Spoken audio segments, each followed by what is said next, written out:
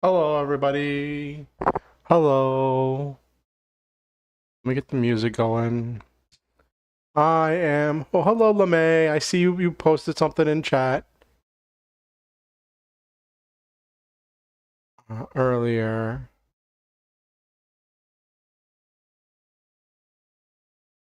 Boop, boop, boop, boop. Let's get the music pumping. I swear, I live and die by this lo-fi playlist. I bought music to have to change up the music playlist, but the thing was, so I bought this pack from Humble Bundle that was like for game development, and it was like the last pack of music you'll ever need, thousands of hours of music and instrumentals and things that are all free copyright that can be used in any game. And I'm like, well, if it could be used in any game, then it could probably be used in any stream, right? Because it said you had a license to use. And so I got the stuff, and what I found was each song wasn't really a song. It was a collection of sound bites. And the sound bites for each one was you would get a category, and then in that category there were 4 variations of the same music without had differences between them for different situations or whatever, different instruments or different arrangements. But it was still the same core melody. And each one was like maybe 5 to 10 minutes long. And they were all separate. And I was like, if I want to use this, I have to arrange these into a playlist. Whereas with Stream Beats, I just right click and add to VLC media playlist for the entire thing. And then just set it to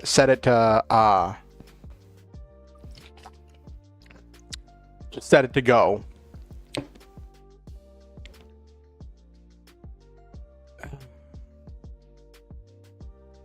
So that's why I still keep doing the Stream Beats, because it's just easier. Nobody's complained about it, and it kind of contributes to the vibes, and I've just gotten used to the playlist. It's just the music. Some people have music to get them hyped. I have music to get chill.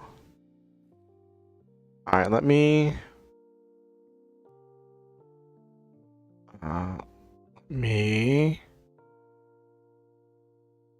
okay.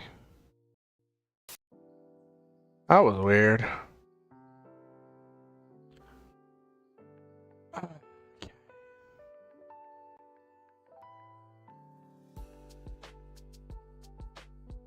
Loading my model.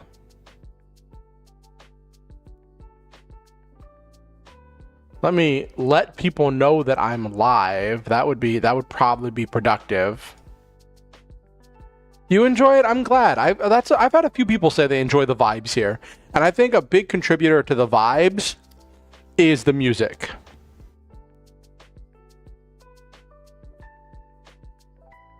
Hello, Nabiru. Let me let people know that I'm actually live. Because I am an absolute train wreck. And I'm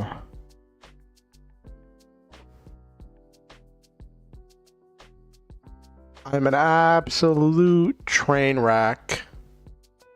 And I did not post that I was going live anywhere. I have not alerted anyone.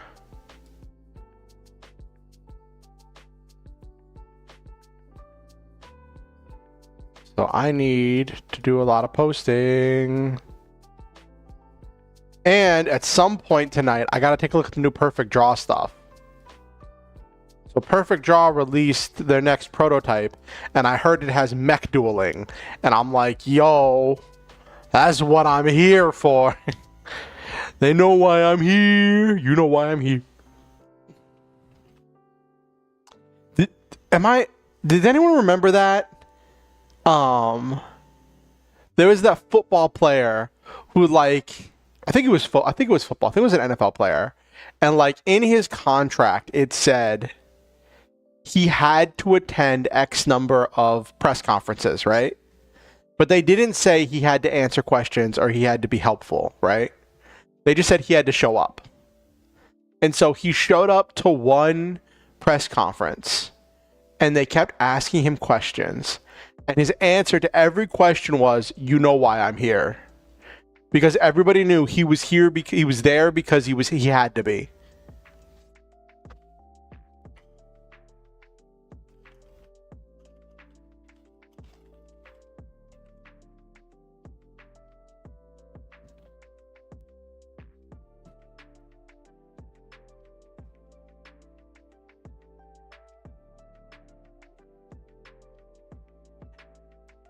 Hey Noel man. Yeah, Nabaru, it's definitely an anime level loophole.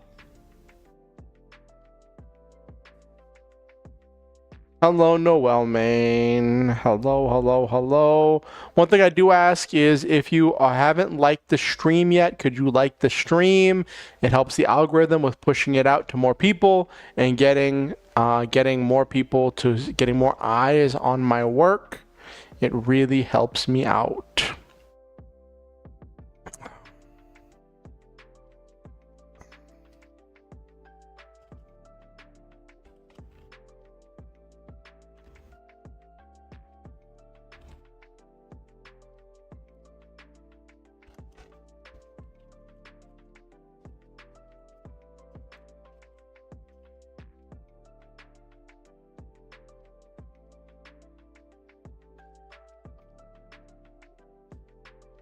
Okay.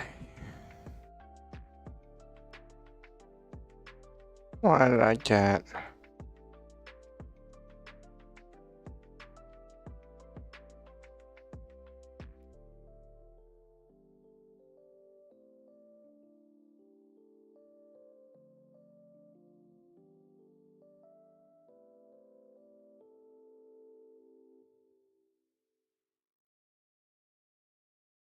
Okay.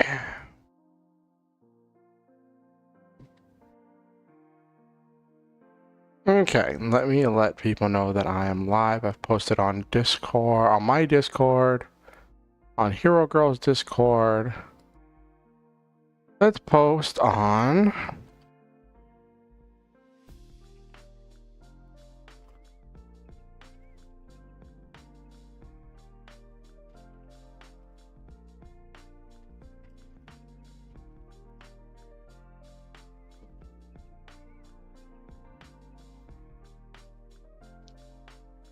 post there.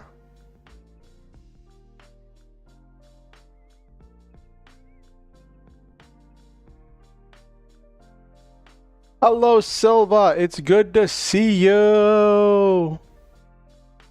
Now let's post on the Twitter.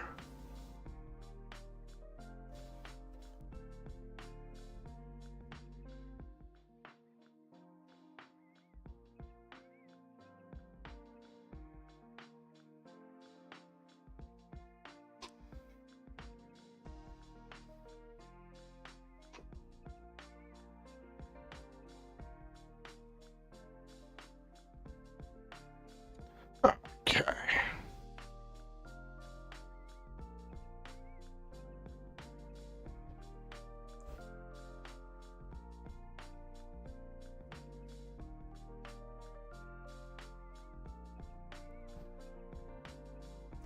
Okay.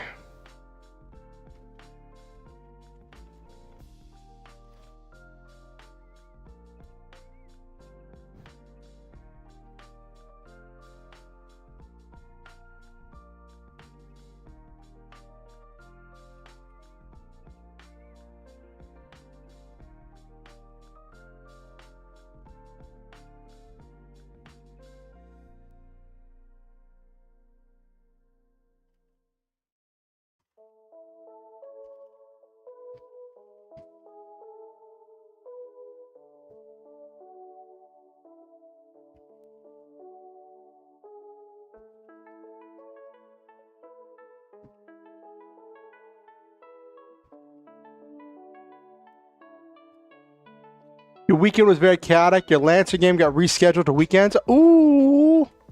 My Lancer game was kind of chaotic too. I have been prepping for this Lancer fight for like 2 weeks because of like scheduling things. So this combat I've been prepping for 2 weeks. And then it happened and it started and the players are kind of blowing through the stuff that I had prepared, but they're still facing a good challenge.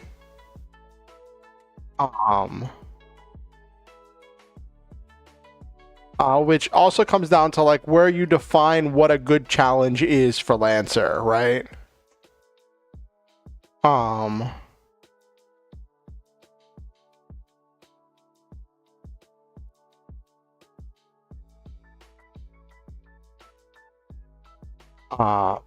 Because like on the one hand, I'm not like blowing up anybody's mech, but like generally in Lancer,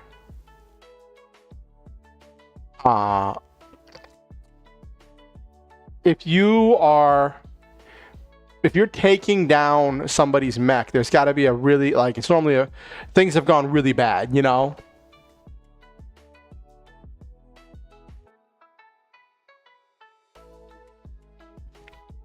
It's not like D&D where people go down and get brought back up and go down and get brought back up. Yeah, I'm still doing my starting soon screen. Give me a second. I'm just letting people know that I'm live. I'm doing all the things I should have done before stream started. So,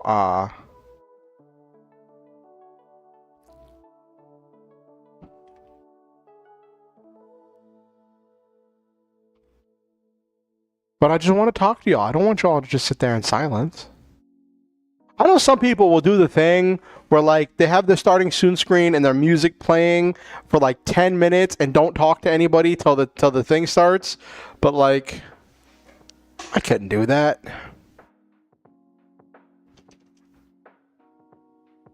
Not bashing them, it's just not my style.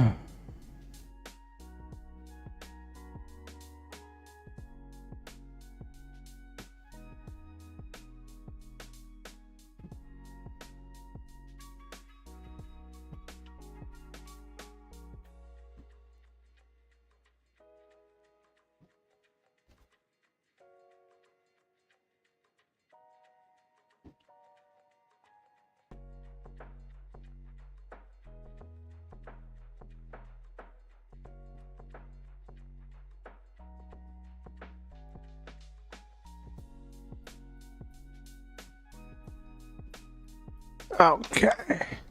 Schedule's pretty messy these days, but my players are far from being knocked down. They got thick boys. Nice.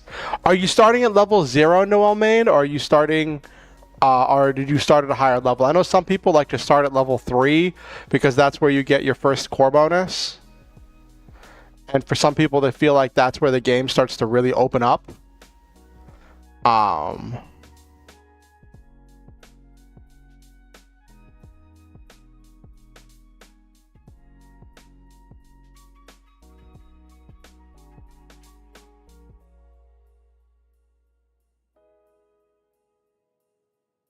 First day at your new job? Nice, Jesus. Good to see you.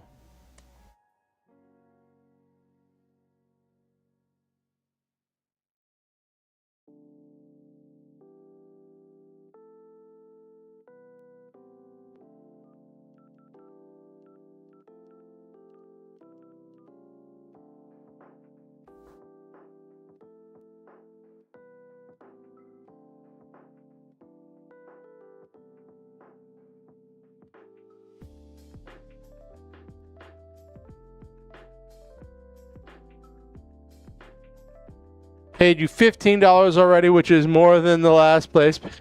No. I'm not saying no that they paid you. I'm saying no that you weren't paid at the last job.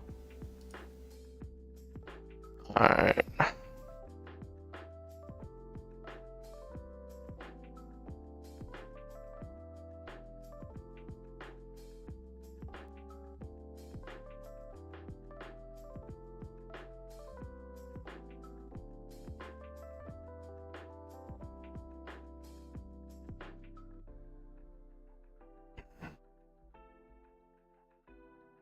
Okay.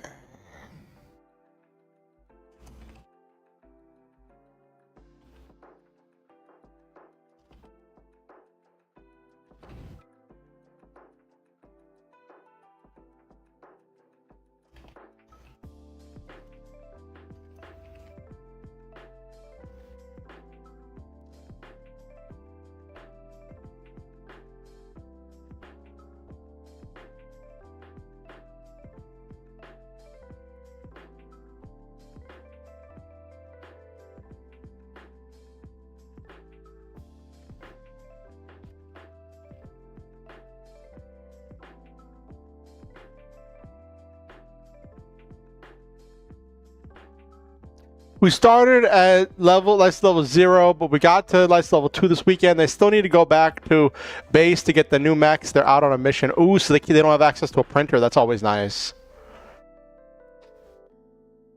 You've gotten back into writing? Oh, wow. I'm your inspiration? That's... I don't know how to feel about that.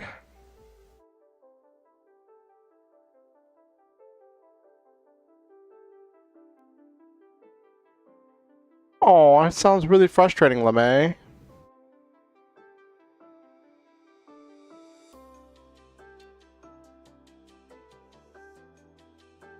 Thank you. I appreciate the compliment, Jesus, and I'm glad that I could be an inspiration for you. Sometimes I don't feel super inspirational, but it is something that I aspire to do.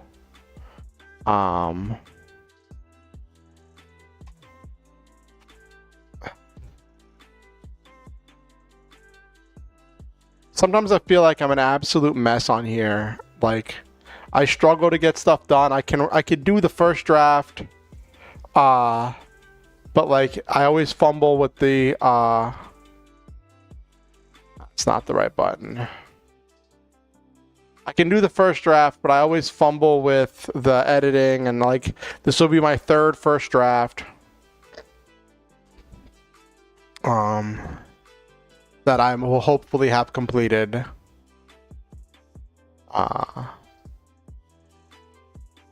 we go. All right.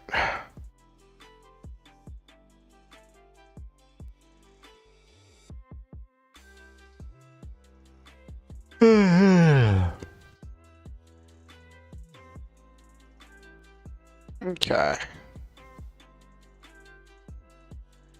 All right. There we go. Why does... I want to check my Twitch dashboard, and it was like, okay, so it's on the starting soon screen. Got it. Cool. Awesome. Outstanding. Wonderful. Excellent. Okay. Now.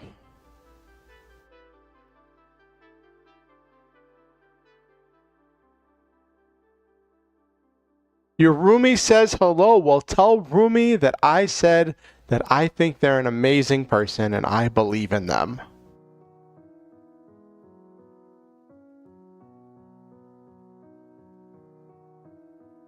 Alright, hello. Welcome to the Just Chatting screen. We are finally off the starting soon screen. I was on the starting soon screen because I was posting all the places that I'm live. Oh, it would help if my model wasn't staring into space. I move around so much as I stream that like I have to keep like recalibrating my model. Because I can't sit still. And I don't have one of those models that's like a really great cameras that like tracks me really well.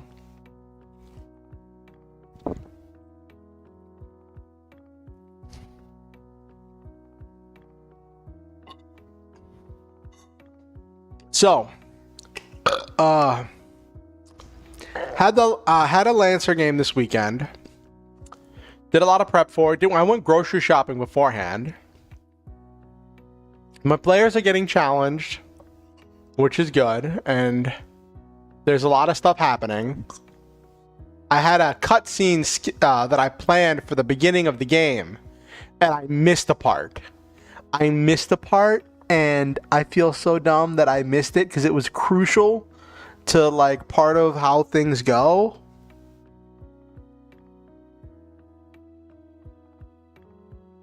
Oh my gosh, yeah, hey Zeus, I haven't looked at the perfect draw update yet. I didn't know that they included the mech stuff till you told me. I think it was you who told me. I gotta look at that.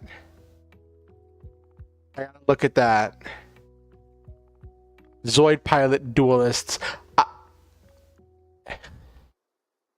It's funny. I heard about that and I was like, yo, I could totally read it on stream. Then I'm like, I shouldn't do that because like that would cheapen everything. Not cheapen, but it would be like revealing stuff that like is still in prototype and isn't ready for like widespread public consumption.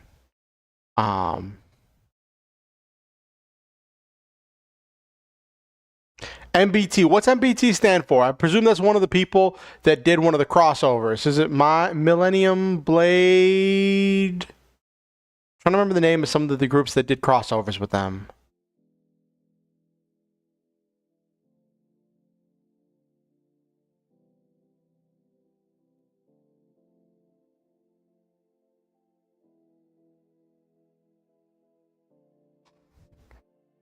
Mono Blue Tron. Okay. I just downloaded the thing. Like right before stream.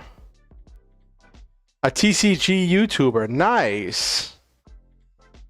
Yeah, I just downloaded the stuff right before stream.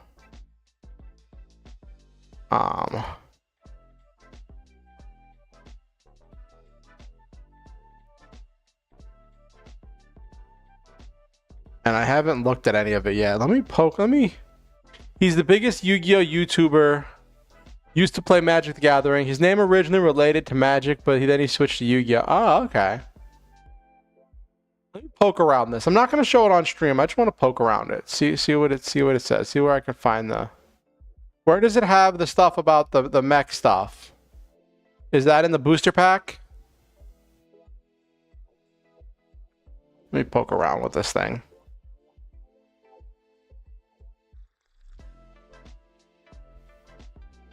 Weekend, risky, careful, focus, mandatory focus.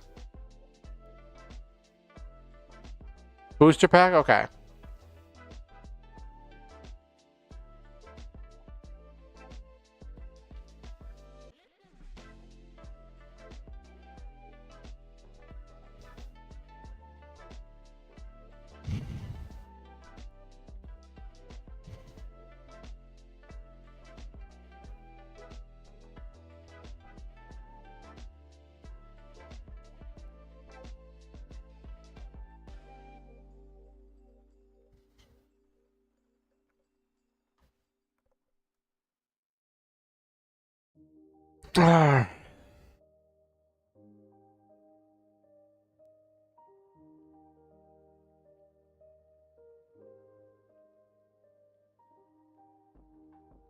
Ooh.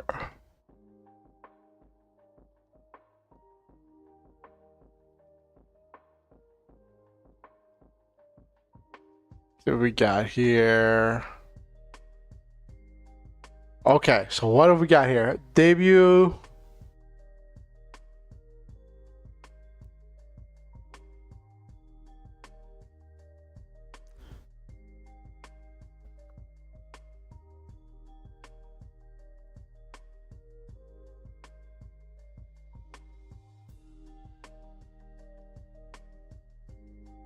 Well, most games of a car, blah, blah, blah, blah. Oh, they have card games on motorcycles. Nice.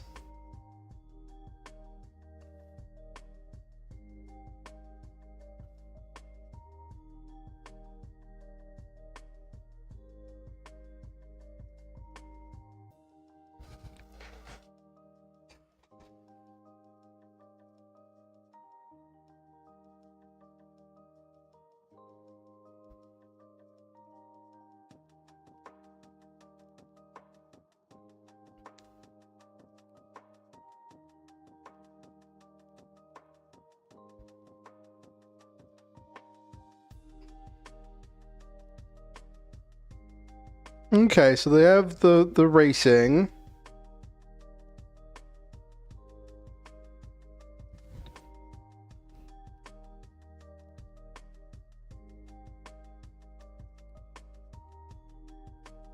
Okay, I like the momentum rules.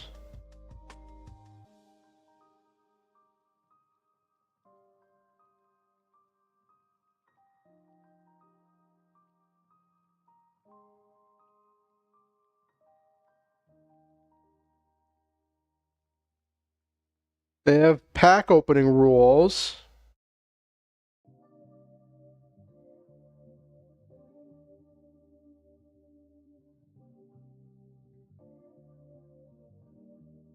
Yeah, the momentum rules are interesting. I could picture doing some momentum stuff. Like, I think if I was running a thing with momentum, I'd probably introduce some ways to spend momentum. Where like you slow down to do certain things. Besides just you lose momentum if you take damage. Okay.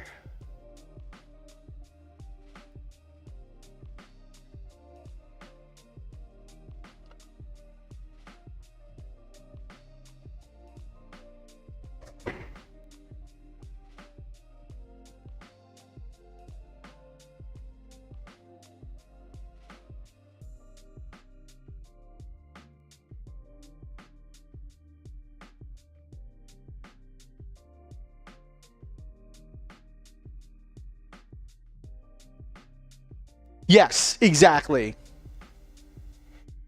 That's actually what I was thinking. You could have cards whose cost is momentum.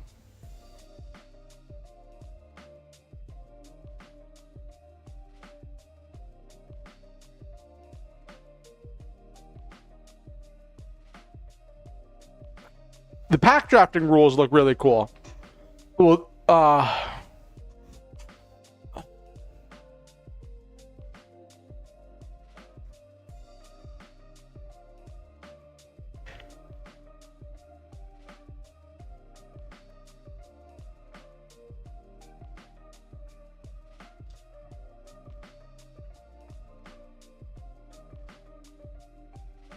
okay, I don't want to go through everything. So the momentum is the mech battle rules, where it's racing. You're racing in a mech. Okay.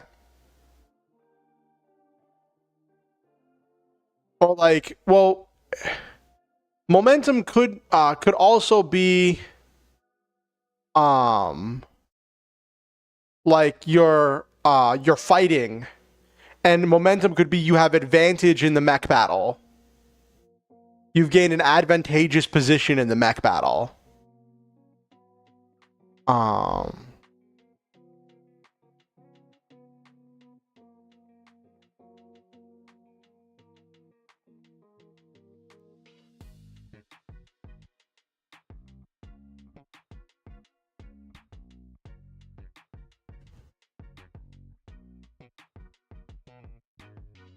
you have different ways to build it using a threat move. Okay. Okay. I don't want to show the stuff on screen, but that seems interesting. For those, I hope all of you did go and support Perfect Draw, because they're coming out with some great stuff, and you can go look at their awesome stuff, like their new momentum rules.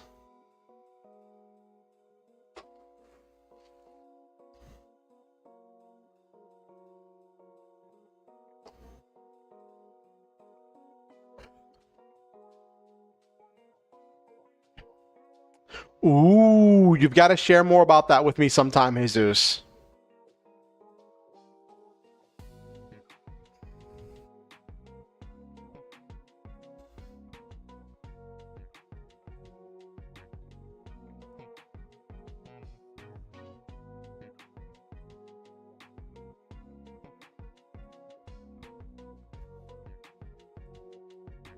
See, my one thing with designing a momentum campaign and doing and having players have cards that cost momentum to play as a resource using the resource rules, right? The players would also need to have cards to generate momentum. And then that kind of throws a lot of stuff into wonkiness if once you play with the resource rules.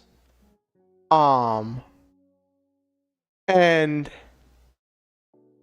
the NPC is only going to be building momentum like at the start of their turn or when they use a threat move. So there's a limited amount of momentum the NPC is going to be building.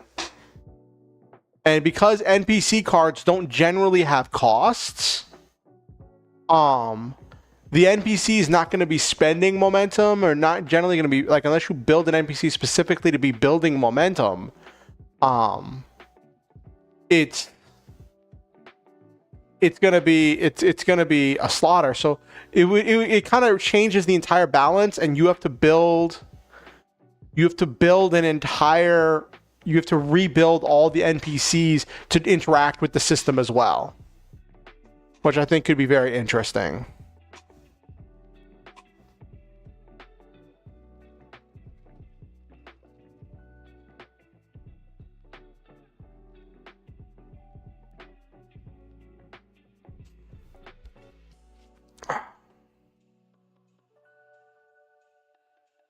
Speed Racer, yes. I might do a test play with some of my friends to do some test plays with momentum. We're just using decks that we've already built for Perfect Draw.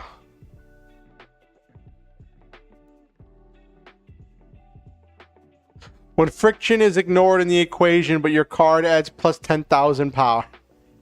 Oh, 100,000. No, that's 10,000.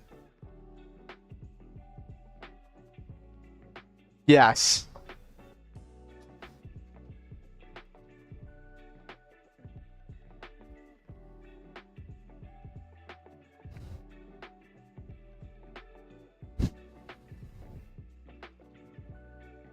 I saw the crew, but I didn't read it.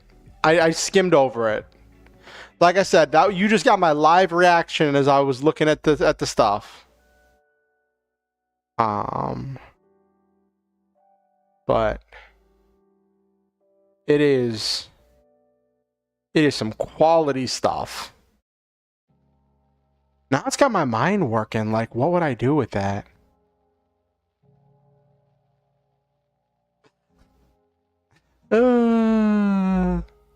I like the facade. I didn't even I like the idea of the facade. It's fair, Jesus. It just released. It just dropped. So it's perfectly fine for you to be excited. Oh my goodness. It was but yeah, about my weekend, right? I went grocery shopping, and then I ran the Lancer game, and there was this thing I'd planned for the start of the battle, where this enemy from a previous battle was going to appear and then try to locate the players and then try to contact them. And the idea was that he was going to be there. He was their enemy before. Now he would be their friend. And it's this kind of thing where he's on the side of whatever side's giving him money, right? And what I hadn't planned on was that I was going to have him appear on the side of the map and then scan and then find the players. What I hadn't counted on was that the players would set their starting zone so close to the center of the map that this character appearing on the edge of the map wouldn't be able to detect them. And then I'm like, oh, and then whenever they were in range, he rolled a 1 on his check to locate them because they were hidden with the Invisipate. And I was like, oh, well, you know, okay, all right, I guess that works. Sure, fine, whatever.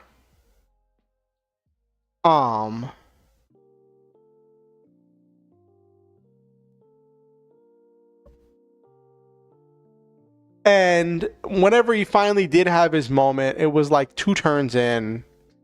And it was really funny because one of the players had like this interaction with him in the last battle of like getting mad, chasing him around the battlefield as he teleported around and just stayed out of reach, firing shots.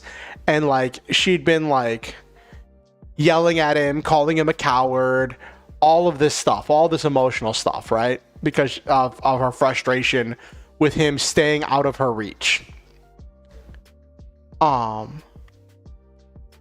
But, and so I'd expected her to be the most opposed to using him as a resource. I'd expected her to be the one to be like, no, we don't want to work with this guy, right? But what ended up happening was she was the one who's like, listen, I'm not going to say no to help. We're invading an enemy base and we need backup. We could use all the help we can get.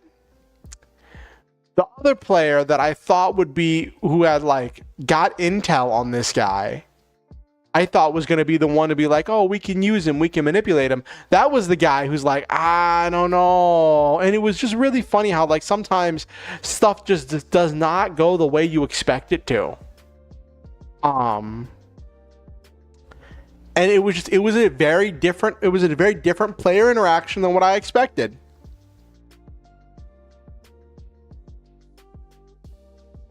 And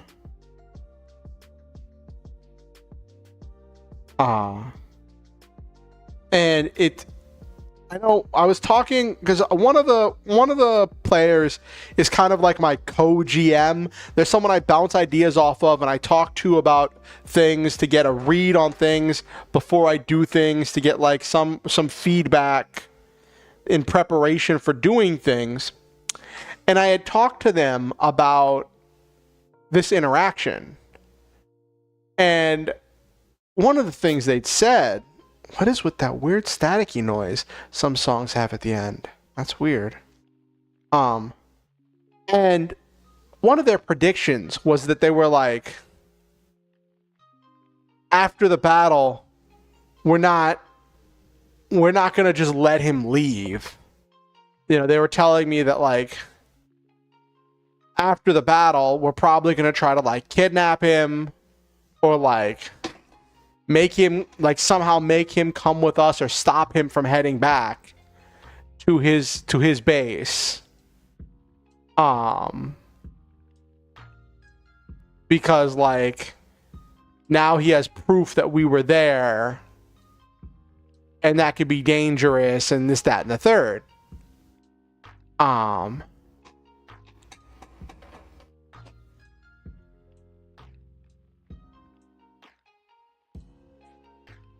But we'll see what happens. The players have to make it to the end of round 6 and then evacuate.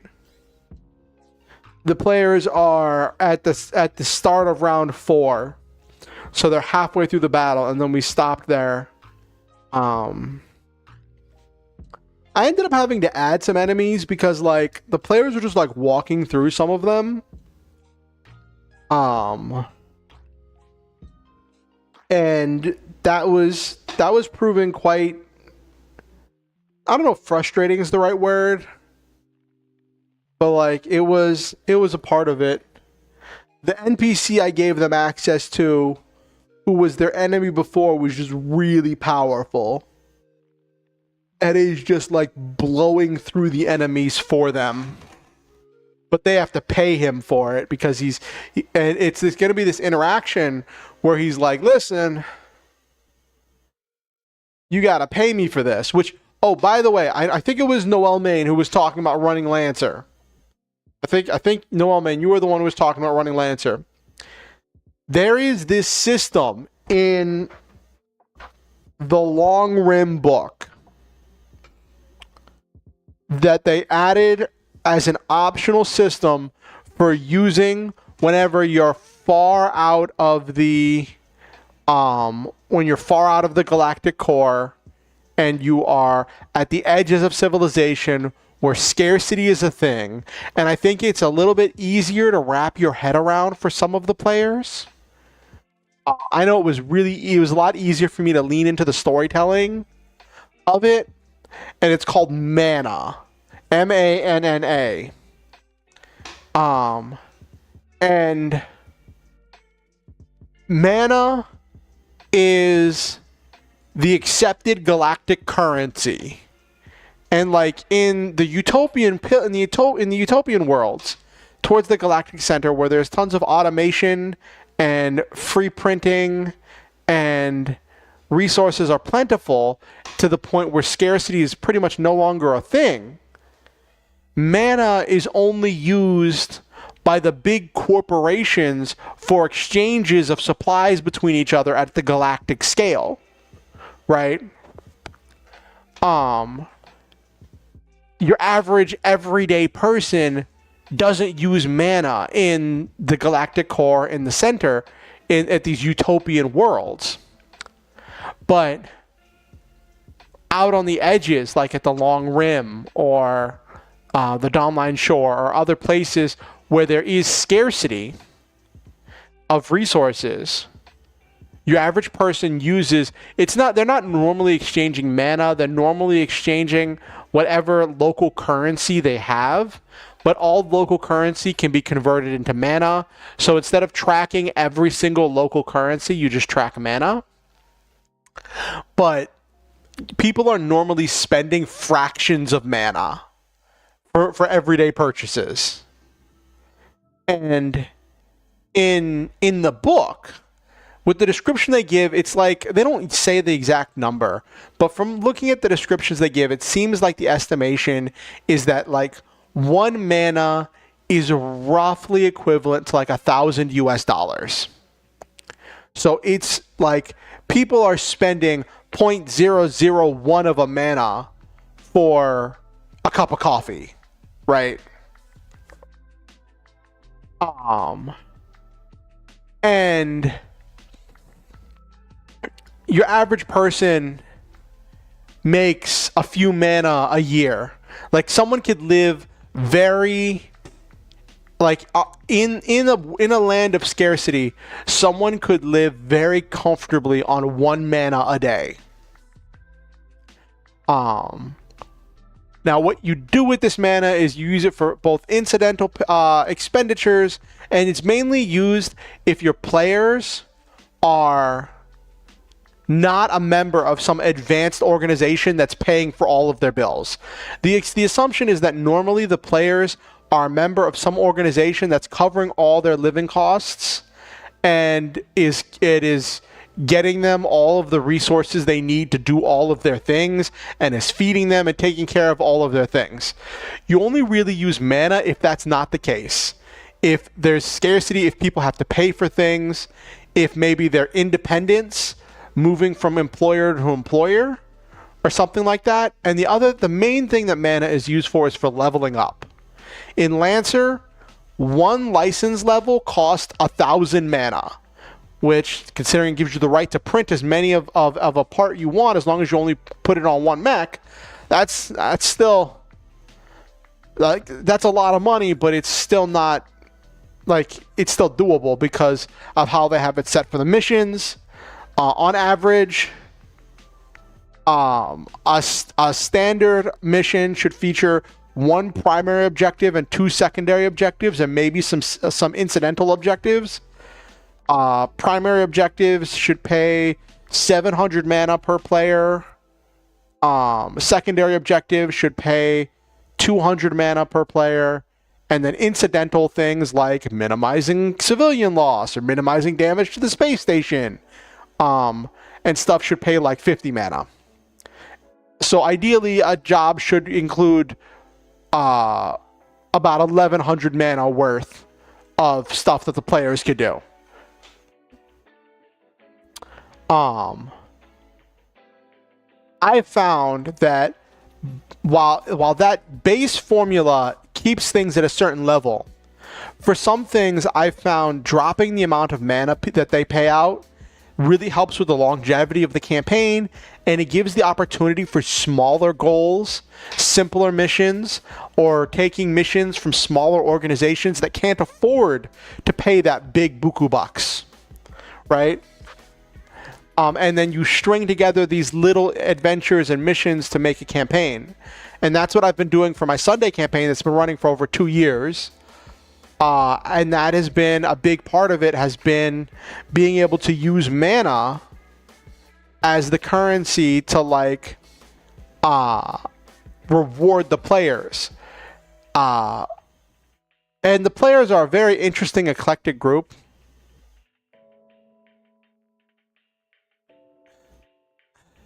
There are so many ways to run economy in TTRPGs. Like, I saw one person did this thing. I don't know if they came up with it before the mana system or they just didn't like the mana system.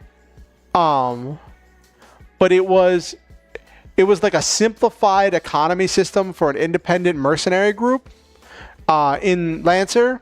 And it was like you start in the green.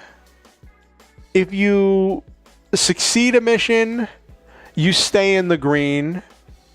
If you fail a mission, you go from the green into the red.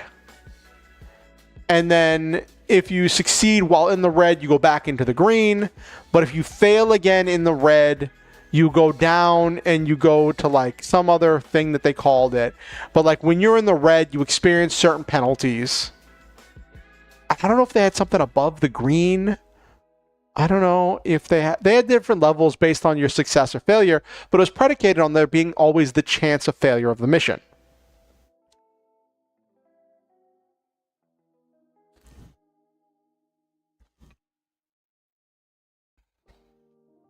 They do use currency on missions on Far Worlds? Okay.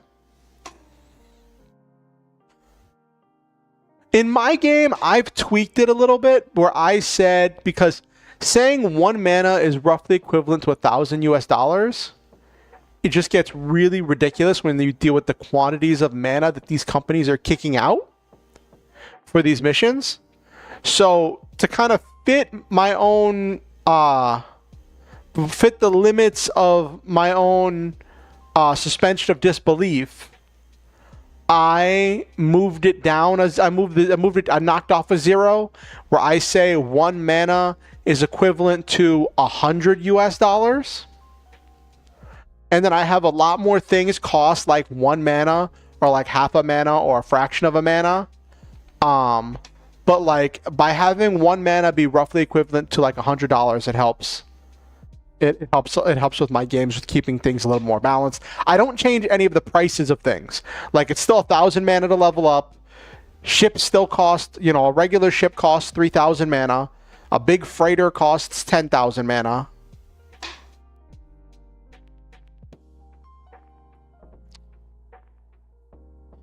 Buying things is a difficulty just like everything else, and you roll to buy it. You have wealth X, which you can use to just buy anything under X. You can also buy something of difficulty X, but you lower X when you do, and X goes up when they do missions and such. Ooh, nice.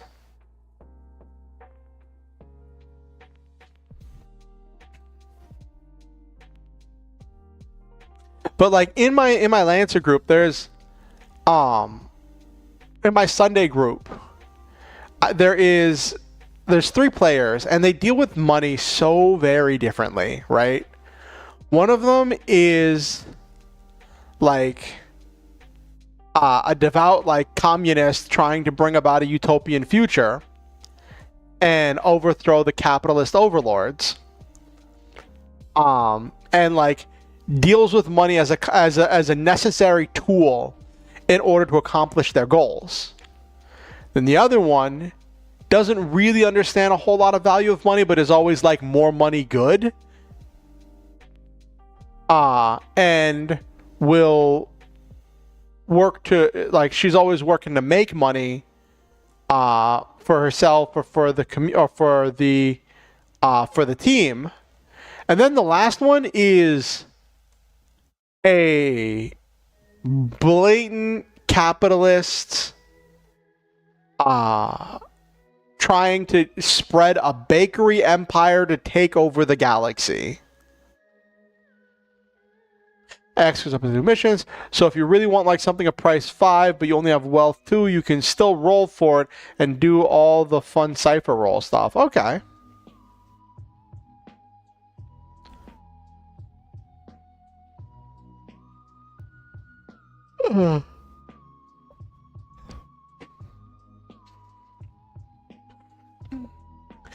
On the Lancer, on the pilot.net Discord, someone was asking the other day, they're like, how do you motivate your players? And people are like, are you talking about motivating the characters or motivating the players? And the person's like, I mean both. Like, how do you reward the players? How do you, like, what do you use to drive them to actually interact with the plot and care about the world? And half the people were like baffled by this question, as they were just like, well, my answer's kind of predicated on the fact that your players care about the world. Like that is like a core part of like your players need to care about the world, and they need to make characters that care about the world. So, and losing kind of sucks, and failing a mission sucks. And the person's like, well, what do you lose if you fail a mission? Like, if your mech gets destroyed, just print a new one. And then some people were talking about like, well, listen, if the missions are set with like stuff being time sensitive, where you don't have time to print a mission, like the entire point of you doing the mission is there is a problem that needs to be resolved right now. And if you do not succeed, then the other person will accomplish whatever it is that they're trying to do, and you will not be able to stop them. And then they were like, and it also looks like death doesn't have consequences. You all have cloning, and I'm like, oh yeah. As I kind of like rub my temples, as like flash cloning, the entire concept.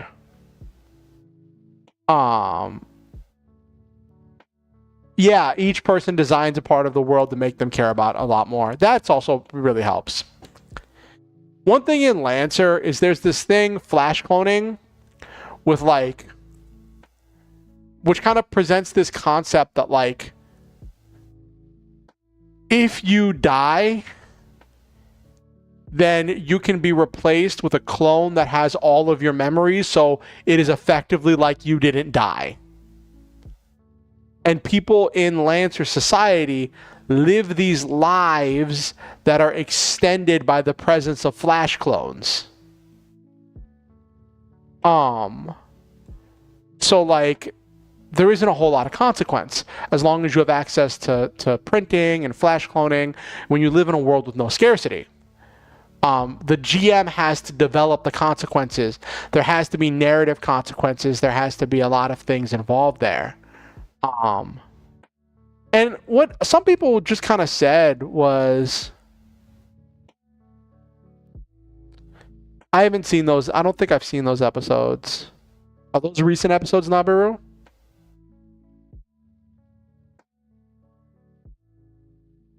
Yeah. And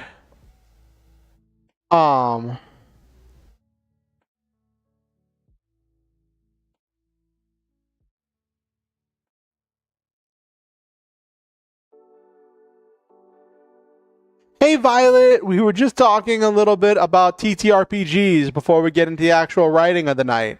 Welcome in. It's good to see you. The Lancer, the TTRPG we're talking about is my favorite one right now, Lancer. It's a TTRPG where you play as mech pilots. But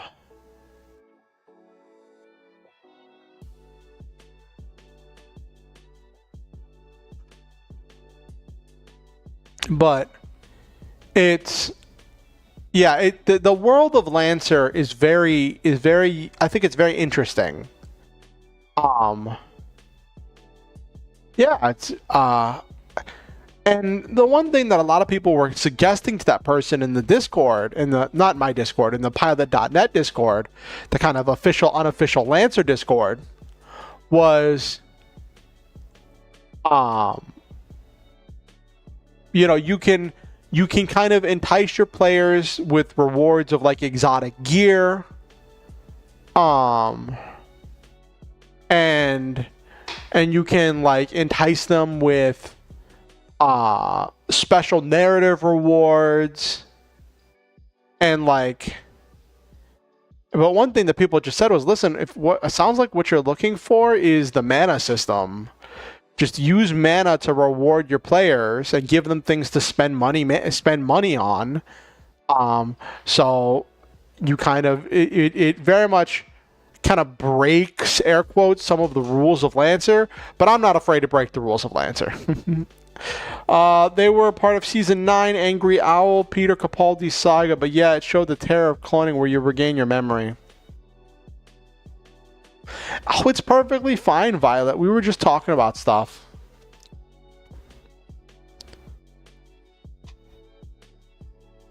Alright. Okay, so let's get rolling. I asked this before, but I'll ask it again. If anybody has not liked the stream, if you could like the stream for me, that would be very nice. And it helps the algorithm with pushing it out to more people. Gets me in front of other people for getting more eyes on my work and bringing in more people. So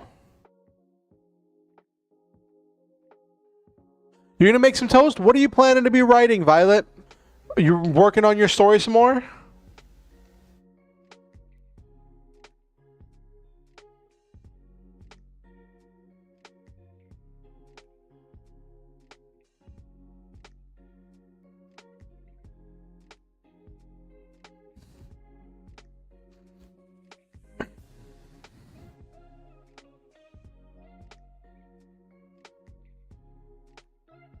Yeah, sometimes they're just suggestions. Oh, there's one other thing. How's your solo game going? I remember you were telling me about that, Jesus. You were running a solo game.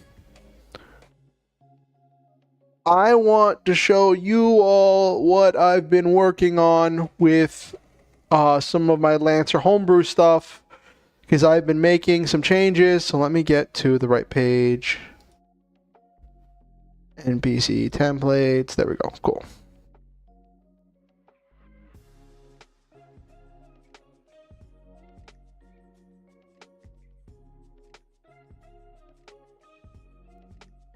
Let me get to the writing section.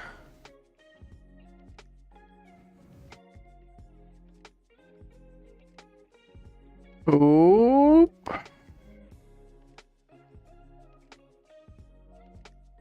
Get that.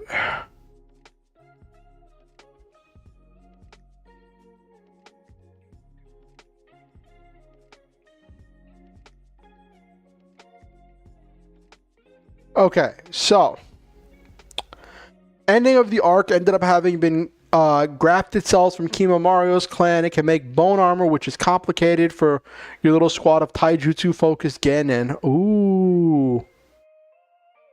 Enemy of the arc. Oh, so with that bone armor, that can be hard for the taijutsu focused characters.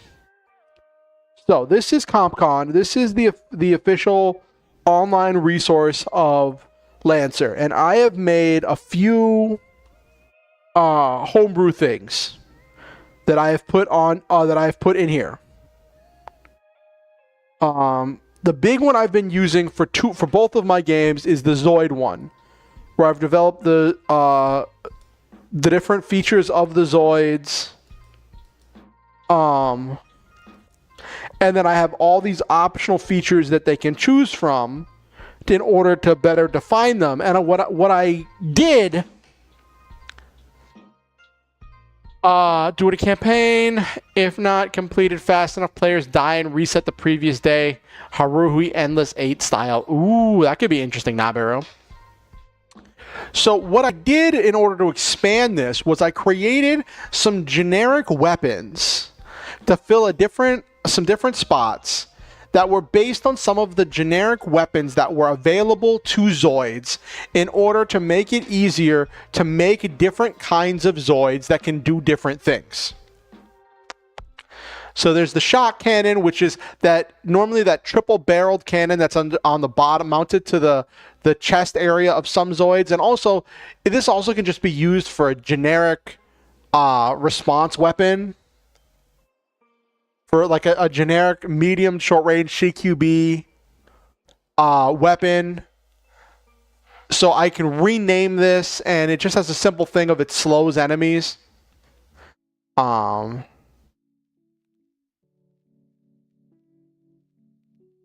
I made a very generic ranged, like longer ranged weapon.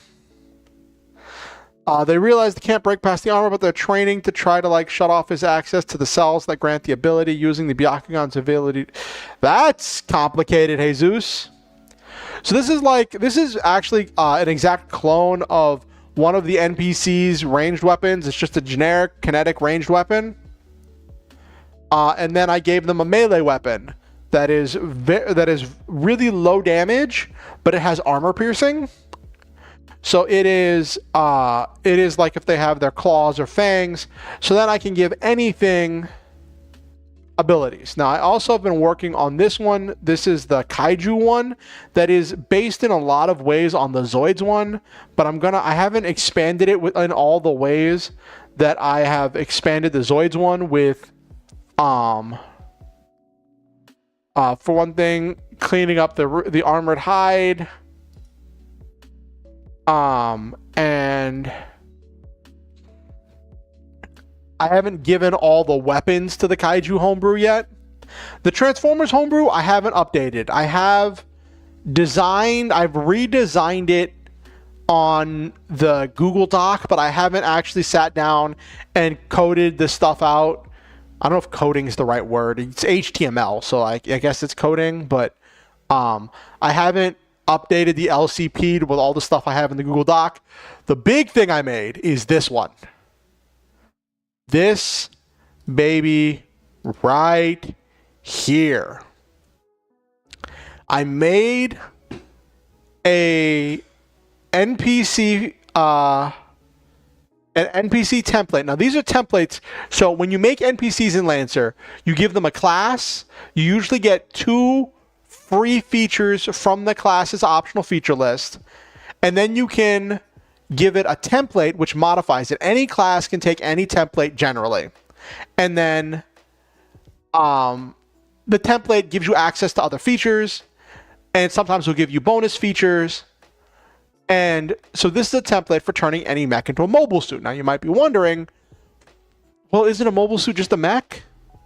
Like, isn't a mobile suit just a mech? Like, why is that different from anything that that you would just build normally?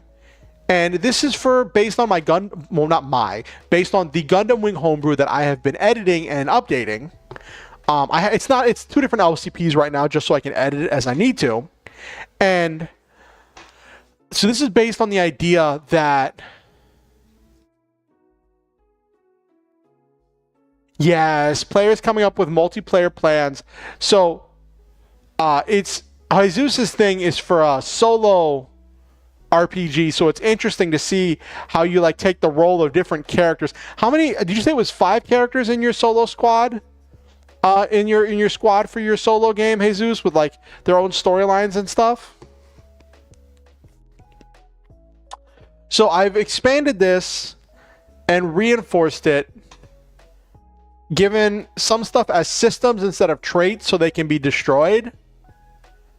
Gave a reaction, and I expanded the weapons, so now there's a weapon of each. They're all technically main weapons, but there's a weapon of each weapon type, whether it be rifle, CQB, melee, cannon, or launcher.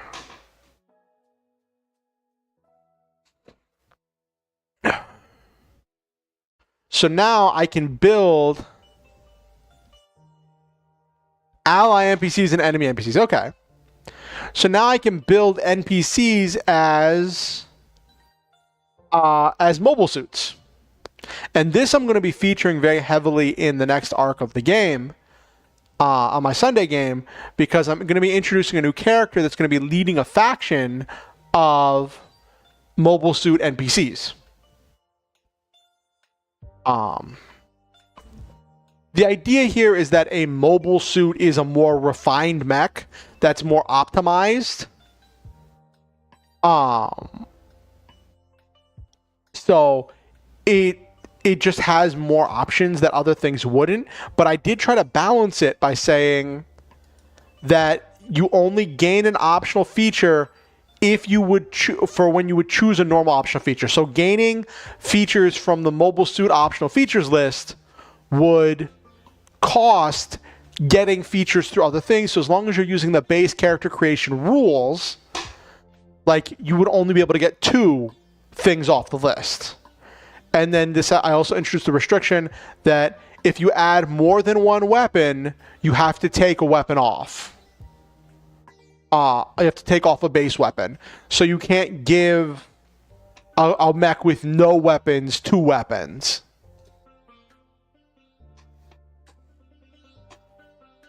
Which I think is pretty cool. I think that's pretty neat.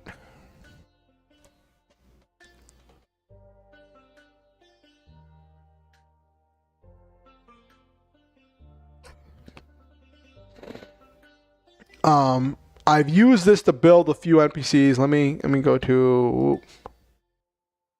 I build a lot of NPCs.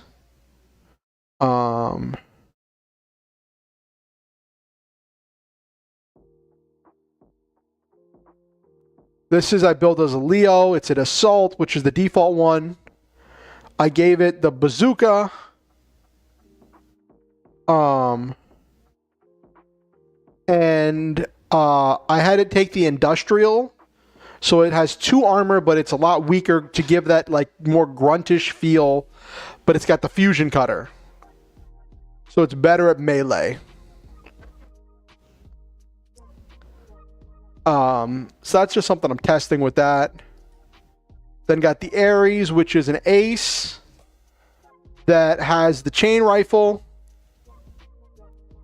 So it deals more damage. It's more weapon. It's more aggro, more destruction focused. It's not as tech focused, but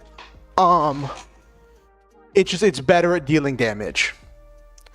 So I'm going to use that to make a variety of NPCs that'll be friend or foe. It's not all of the ones will be featured as player ally mechs. Some of them will be enemies. But yeah, that's something I've been working on.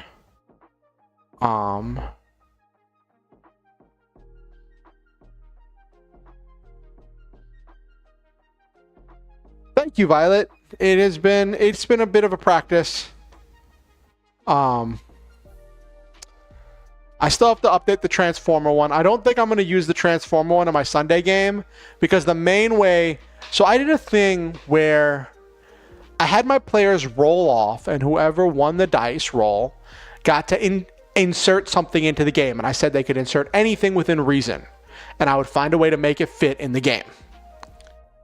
And the first person gave me a character they wanted inserted and a direction of how they wanted that character inserted into the campaign. So I had something to work with there. The second person just said, I want this person inserted in the campaign. I have this general-ish idea of what they might be doing, but I hadn't really nailed it down. So I had some ideas about how I could do it with that character, and I thought instead of me just picking one, because this is an intrusion for an insertion, not intrusion, an insertion being done for one of the players as a reward.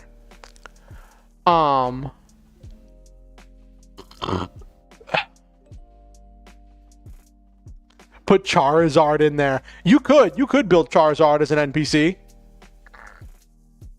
He's just a monstrosity. Or use the kaiju. Yeah, I could just use the kaiju.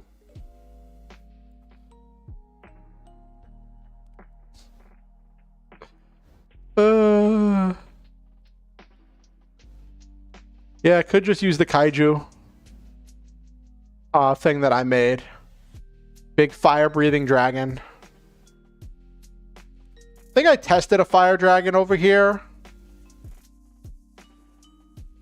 With winged, flamethrower, extra armor, increased size, extra HP. This very well could be Charizard.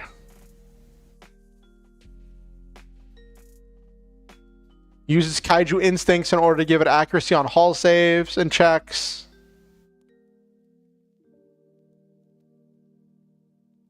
Yeah, that could be Charizard. That's funny.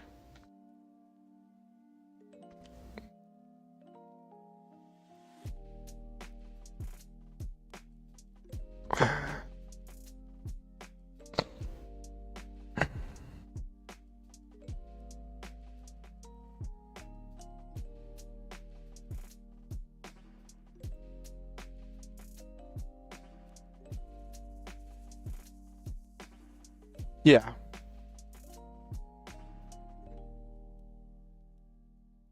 I'd probably do a thing with... I've debated retooling the kaiju thing to be more restricted like I did with the mobile suit one. And I'm going to use the kaiju one in my Tuesday game, which is really funny. Okay, so check this out. Originally, I was inspired by Kaiju number 8 when I was coming up with the Kaiju stuff because I've been really into that. But then I'm like, okay, so I have to make this generic enough that it'll fit in making NPCs that are just generic monsters, right? But not as like weird and like space magic-y as the exotic. So I designed this stuff. And I put it all together, and then one of my players, who I was going to connect the whole thing with the kaijus to, I was talking to her about her character backstory, and she tells me, because she's an NHP in a mechanical body, right? So she tells me that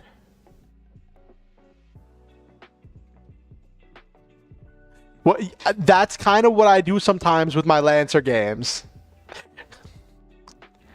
She tells me that the company that made her character, because she's an NHP in a, which is an NHP is essentially an alien that's made of math that has been bound in order to think like humans and been used like an advanced computer AI system. And so she says the company that made her deals in multiverse stuff, and I'm like, wait, what? And she's like, yeah, they have branches and labs in other realities that they communicate with in order to split the workload between like multiple variations of themselves to accomplish things faster, and also to take advantage of the different laws of physics and the different technologies and resources available in each different reality. So I was like, wait a second. This can be a thing. I can very easily say,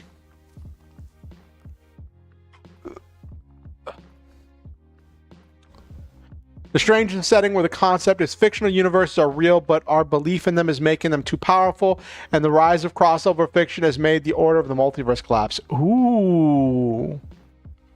So what I realized was I could say that this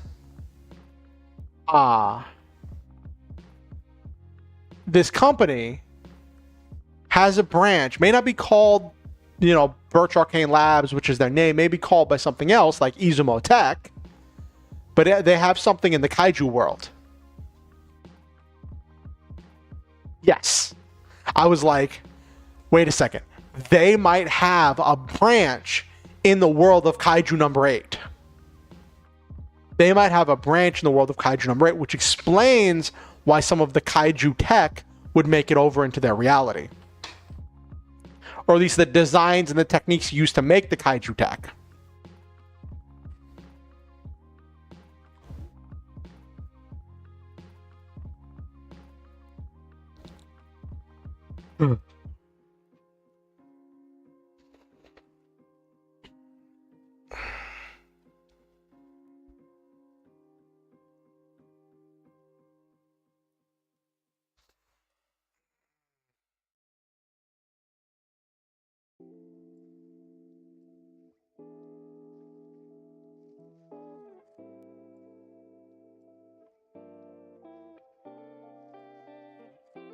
Just give it wings and siege armor.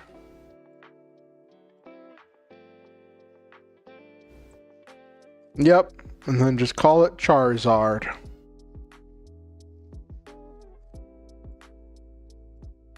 Don't sue me, Nintendo.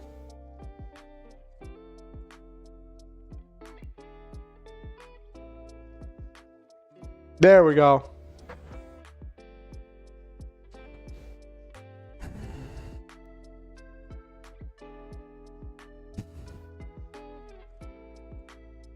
But yeah, so it's always great whenever a player hands you the thing like that.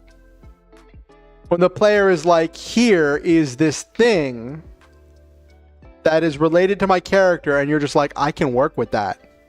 I can work with that. Though it's a very slow Charizard, only at 2 speed.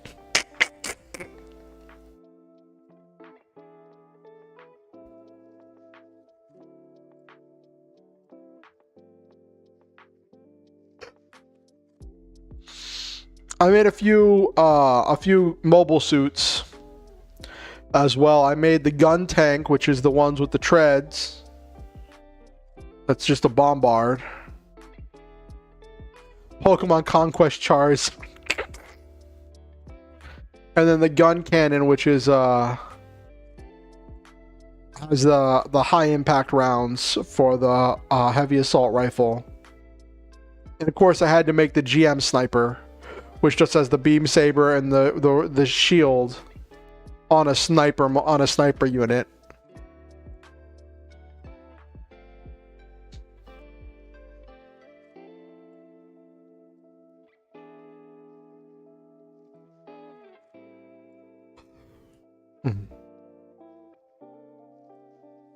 Okay. Though the thing with the mobile suit is that Gundam doesn't deal a whole lot from what I've seen in like hacking or space magic the way that Lancer does. Gundam doesn't deal in a lot of like the electronic warfare kind of stuff as much. Sometimes specific characters will have things like controlling large numbers of drones or things like that. But like it's nowhere near as intense as Lancer, which means you can sometimes, with using this template, oh my gosh, I've been talking for so long. You can sometimes, using this template, make something that has not existed as a mobile suit. Like if I made a witch, which is like one of the premier hacking things, with teardown and all that stuff, I made a witch.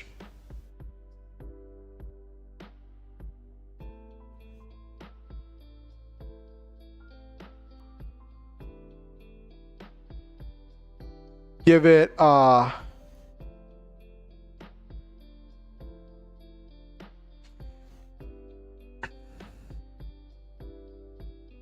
guess a beam cannon? Yeah, beam cannon.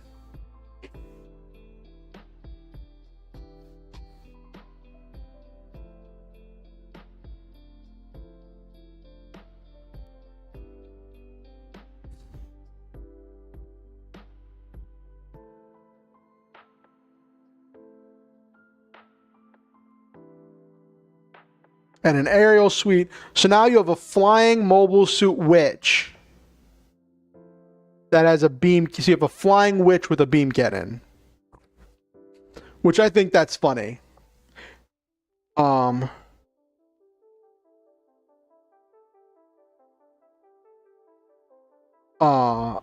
You could actually make Ariel though from Mercury using probably the engineer for all the turrets, for all the drone bits, or maybe the hive. Yeah, the hive for all the Nexus weapons, because that's what the bits are. They're all Nexus weapons. A super mobile hive. Anyway, let's get to the actual writing. I advertised tonight as a writing stream, and it has been over an hour, and I have not gotten to the writing. So if I don't get to the writing, we're gonna be here all night, which is not a terrible thing, but all right. Tonight should be a fun chapter to write.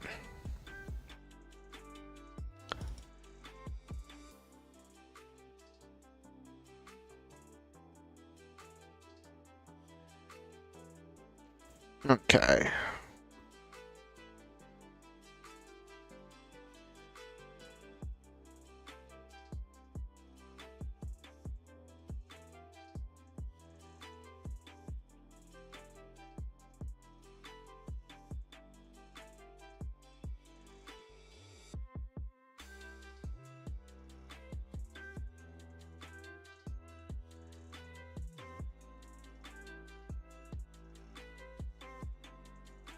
Why is this not?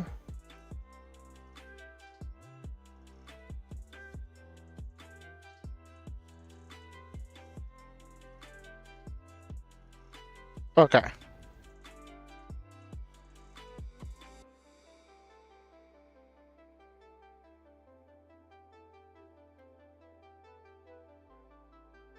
So, tonight's chapter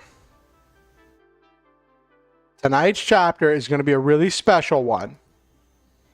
There's going to be action in this chapter. We're doing chapter 11, Fun and Games. At the end of last chapter, Jonathan, our hero, got the call that he'd been called for a mission. It was a rush job, and it was an important mission that they needed to go on immediately. This one is going to be a more complicated action sequence. This chapter, the entire chapter, is going to be dedicated to a mission where he's not fighting monsters. This is going to be like the only one we really feature that's going to be him fighting something other than monsters.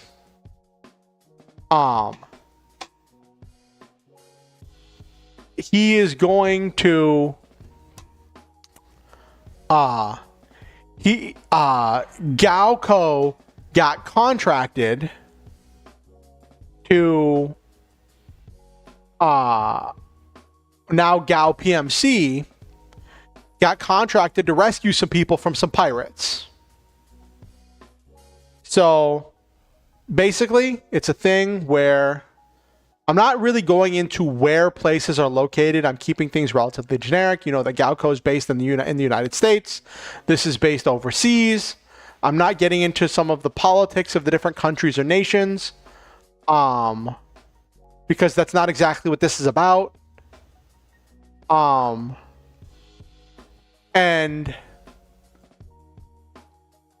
the entire thing is that he is this group of pirates captured this group of tourists while they were on their boat on some kind of a vacation, and they are from wealth, and the pirates have contacted their family and are demanding a ransom for their return. Their family has opted, instead of paying this exorbitant ransom, that it would be cheaper and probably safer to hire Gao PMC to go rescue them. So, I'm going to be taking a lot of liberties here with like kind of hand waving away some of the politics. And I'm not going to look up all the ins and outs of how PMCs operate because I think that would put me on certain watch lists.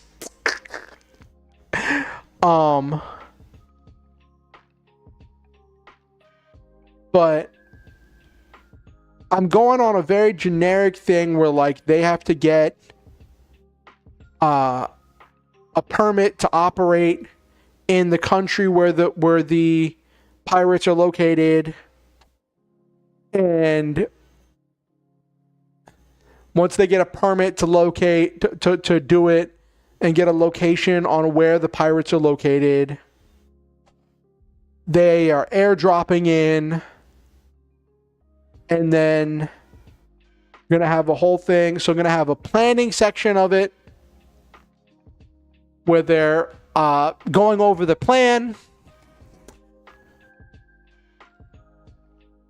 Yes, the things that writers need to look up.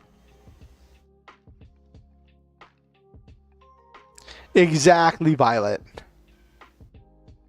No, I swear I'm not trying to do something terrible. I'm just writing something. Okay, then show us your writing. Well, about that.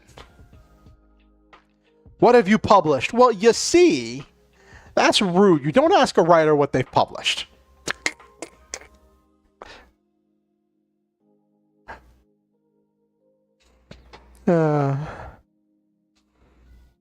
But the entire point of this chapter is to be fun in games.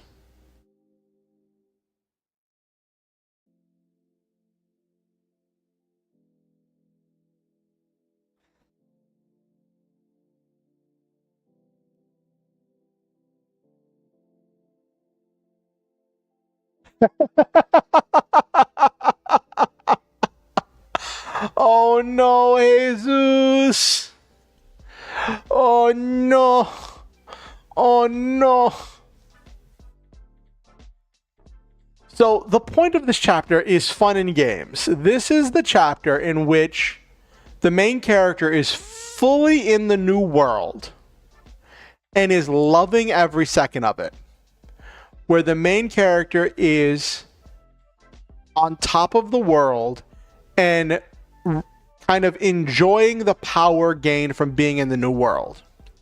And I want to walk that fine line of him enjoying the power without him saying that he's enjoying the violence. To do a thing where he enjoys being powerful, he enjoys being able to save people, and he enjoys, like, he has like special stun weapons. Instead of using a sword, he's using a stun baton or something. And he's rescuing these people and all the stuff involved with that. And he's enjoying being the superhero. Especially after his last few missions were just so bizarre. Well, not bizarre, they were so mundane.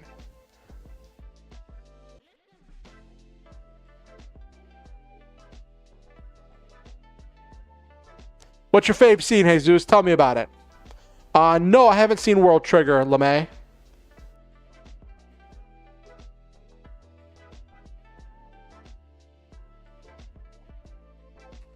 Ugh.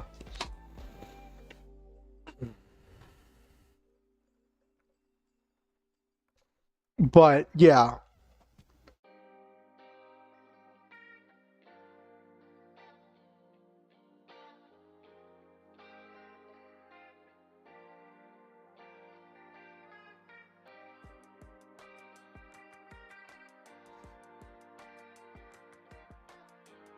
But if you want to tell me about World Trigger, I'd love to hear about it, LeMay.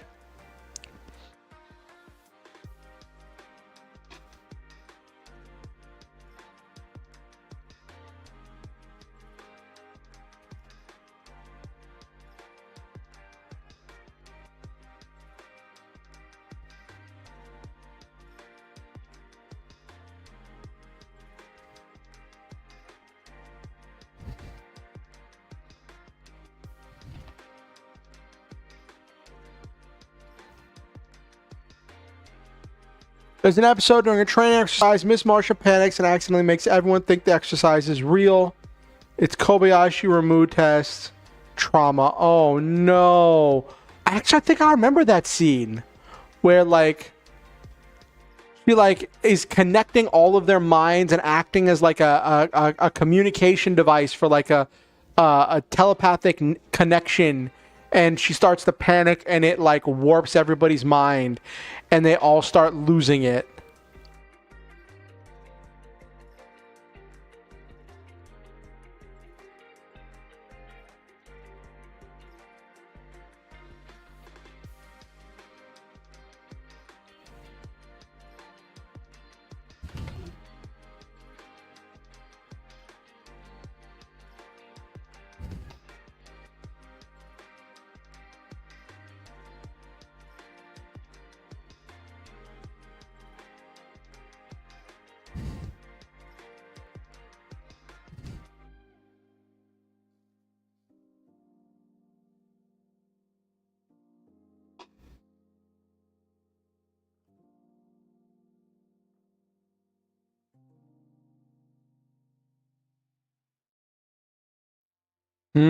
That's intense.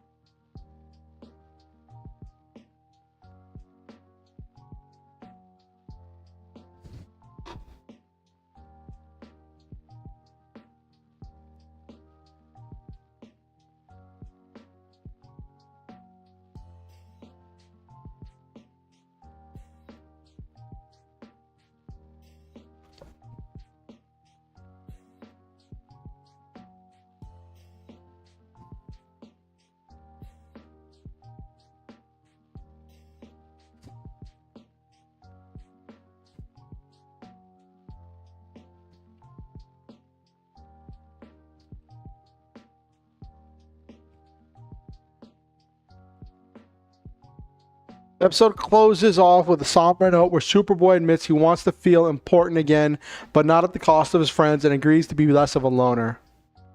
First season was so good of Young Justice. Yeah, it was.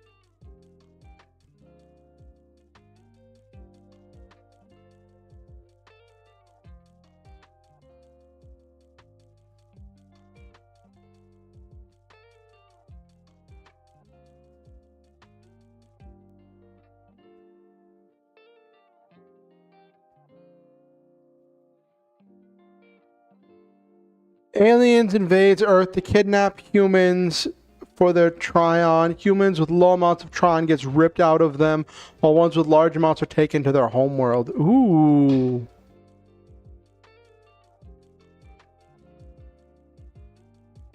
World Trigger.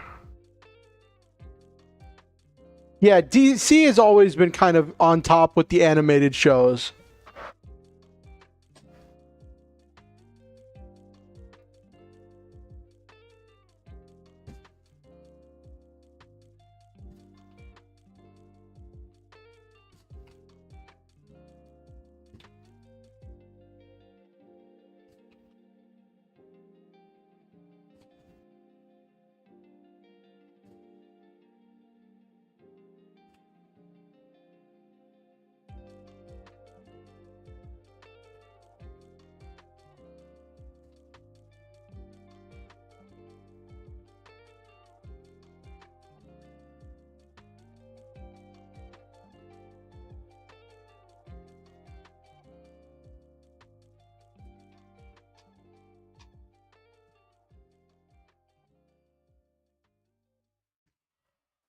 All right.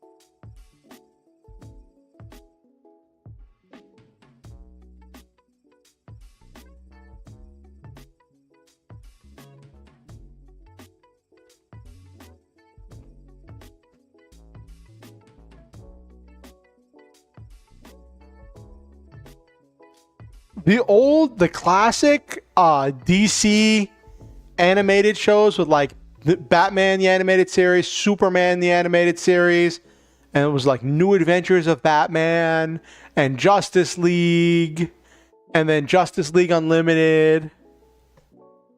All that stuff was so good, and it was so good, I think, in large part because it wasn't afraid to tackle like really intense themes and ideas. And like especially in Justice League Unlimited, where they explored a lot of stories with a lot of like the smaller characters, and the whole thing with the Cadmus arc, and looking at, is that the one, is Patriot Day?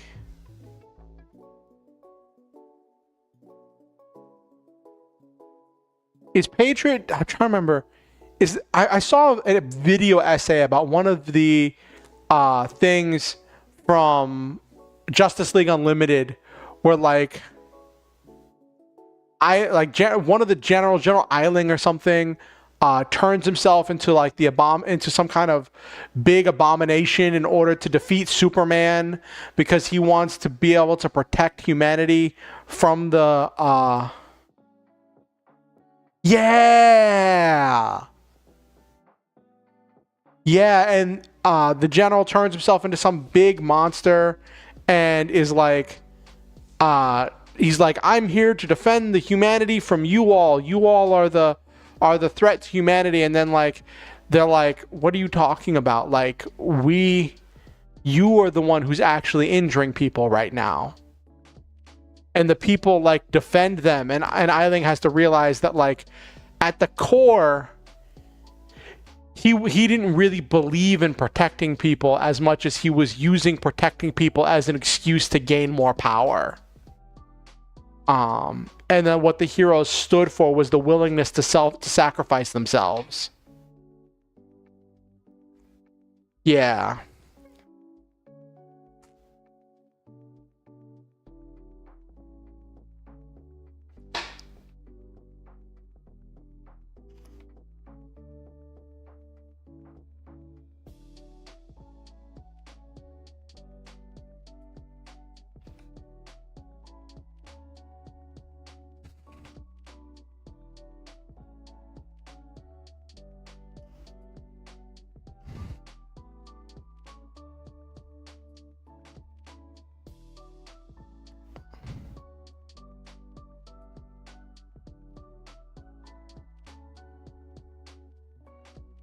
Yeah.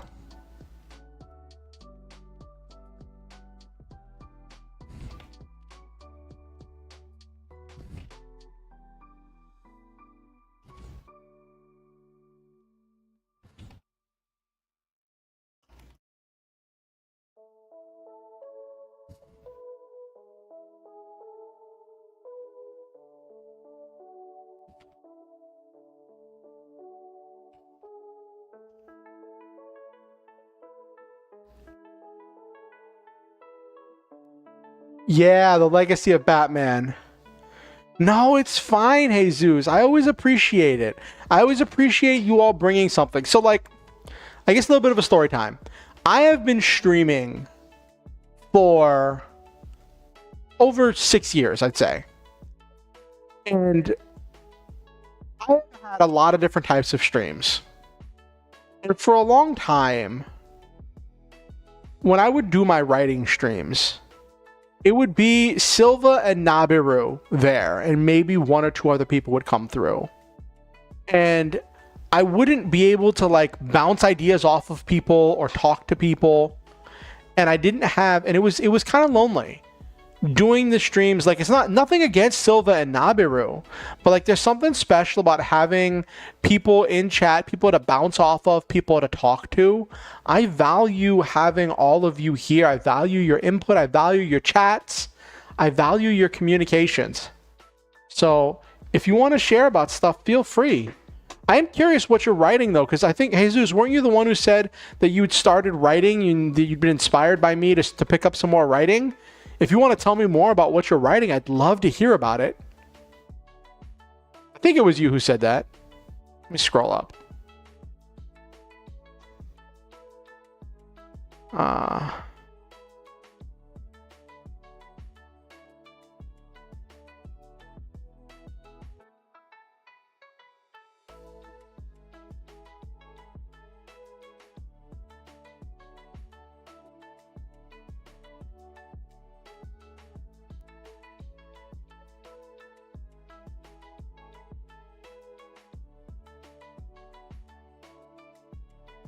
Ooh, novel set in the Gridmon universe. Nice. It's a lead into the first expansion pack. Ooh, very nice.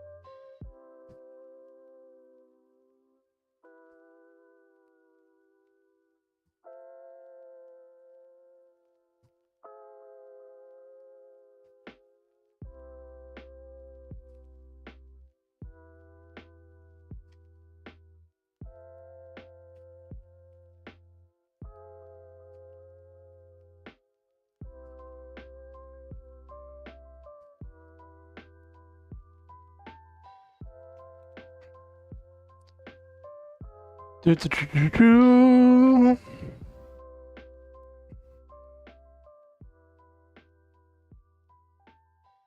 want to refer to this team because I want to keep using this team.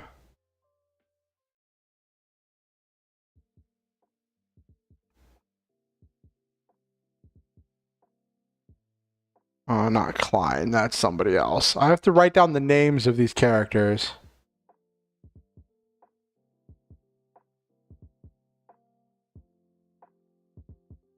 It was 5? Yeah. Here we go.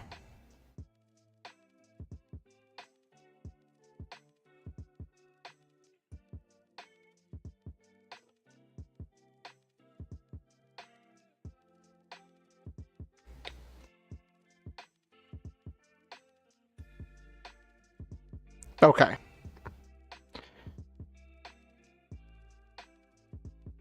So in your story, Jesus, is your story being told from the perspective of a trainer in the Gridmon universe? Or are you like telling the story from the perspective of one of the Mons? So I think that would be interesting to have a story told from the perspective of one of the Mons, one of the monsters.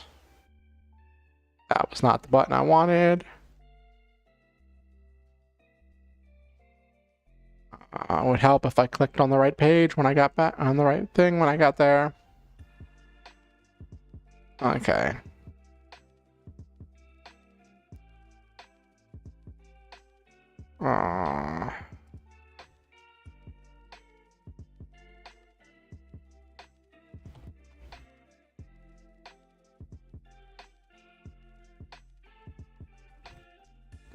Two main characters are a coach and a commentator. Ooh. So, oh my gosh. There was... That guy reminded me. So I told you I used to play Vanguard in Buddy Fight a lot. Both their starters do get some chances to narrate. Ooh, that's spicy. That's nice. So in Vanguard, there is this... at least, I don't know if he's still in the anime, but in the old anime, there was this guy who was like a professor who always wore like an academic's cap and a white costume and like white robes or whatever. And he was like, I don't know if it's like Mr. Vanguard or something, or Mr. Cardfight. And he was the commentator in some of the early parts of the anime. And that was based on someone who was an actual mascot of the show. And he played both Vanguard and Buddy Fight. And at one of the Bushy Road fests, I played him in Buddy Fight. And I misplayed and lost because I misplayed. And he even told me, he's like, if you instead of trying to destroy my monsters, if you just tried to attack me directly and win the game and kept your eye on the prize, you would have won. And that was kind of a cool moment where it was like you were so distracted. But when you talked about commentators, that reminded me of that.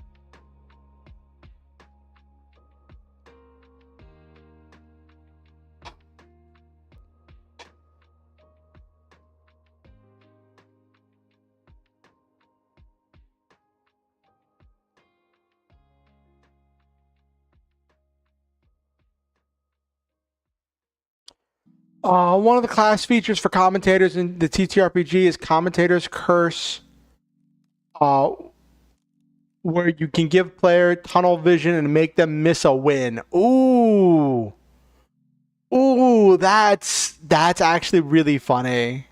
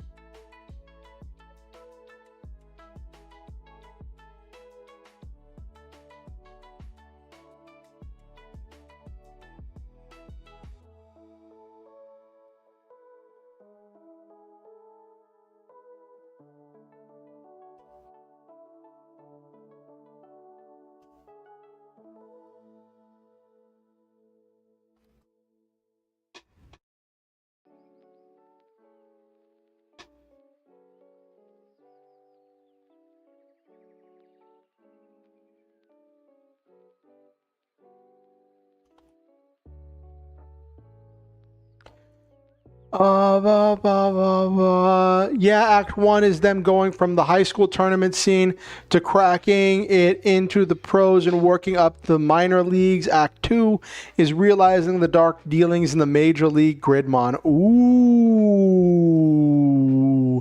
So you have the old world of Act 1 of the high school tournament scene and starting the pros and all of the dreams and idealization, and then Act 2 that all falls apart to reveal the dark truth. Nice. I love it. I love it. Absolutely.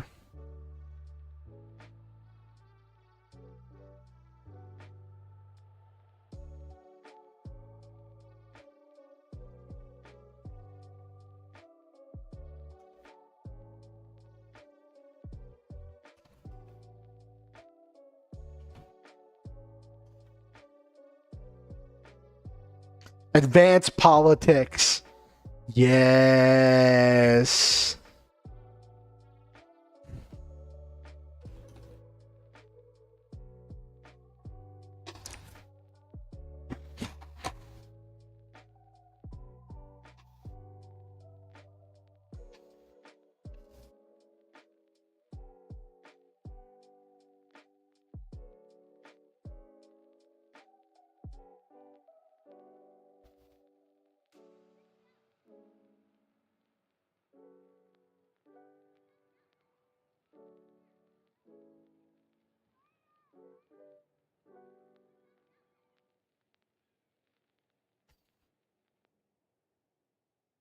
Act 2 politics derogatory. Act 3 politics.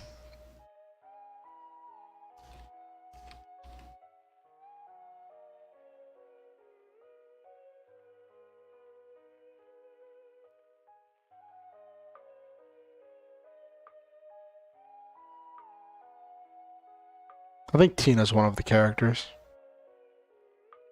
Yes, Tina.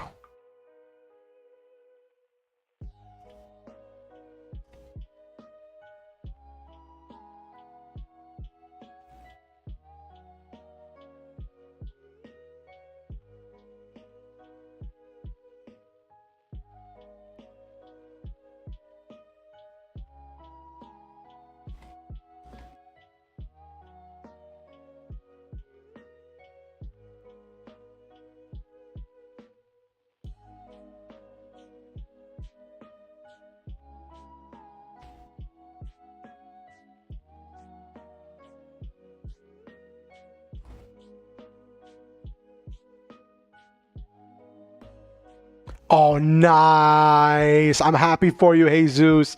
There's nothing like the feeling of creating something.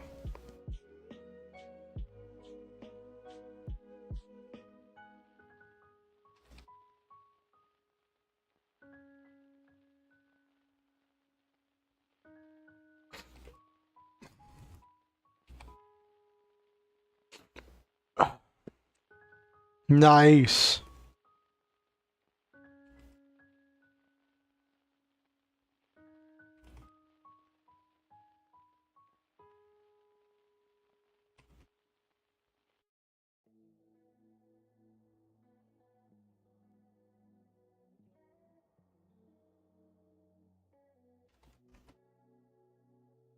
Drawing a lot from duels I had during. Oh, nice. Nice, nice, nice. It's great when you can pull from like things that were developed in test play. When I was a kid, it's gonna sound so silly. When I was a kid, I used to use, because I had the D&D 3.5 rule books, the Player's Handbook, the Dungeon Master's Guide, and the Monster Manual. I would make a character. I would use the Dungeon Master's Guide. I did this with I used the Roll20 Modern rules that they came up with to make a character, and I made some monsters. And then I used some stuff where I was rolling for the enemies and for the character, and I was just rolling dice, rolling dice to make these interactions and then test playing these things. And then I would go back later and take the results of each turn.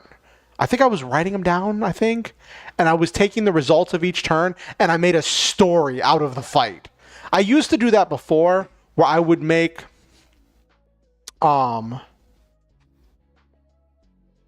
nice. I used to do that before, where I used to make mutants and masterminds characters based on popular superheroes, and then in order to test play and to explain how they worked, I would do a thing where I would test play those characters against a set group of enemies, and I would test them out, and I would record what would happen each turn. Then I would create a story that I would read at the end of the character building thing, as kind of, this is what it's like when that character fights. And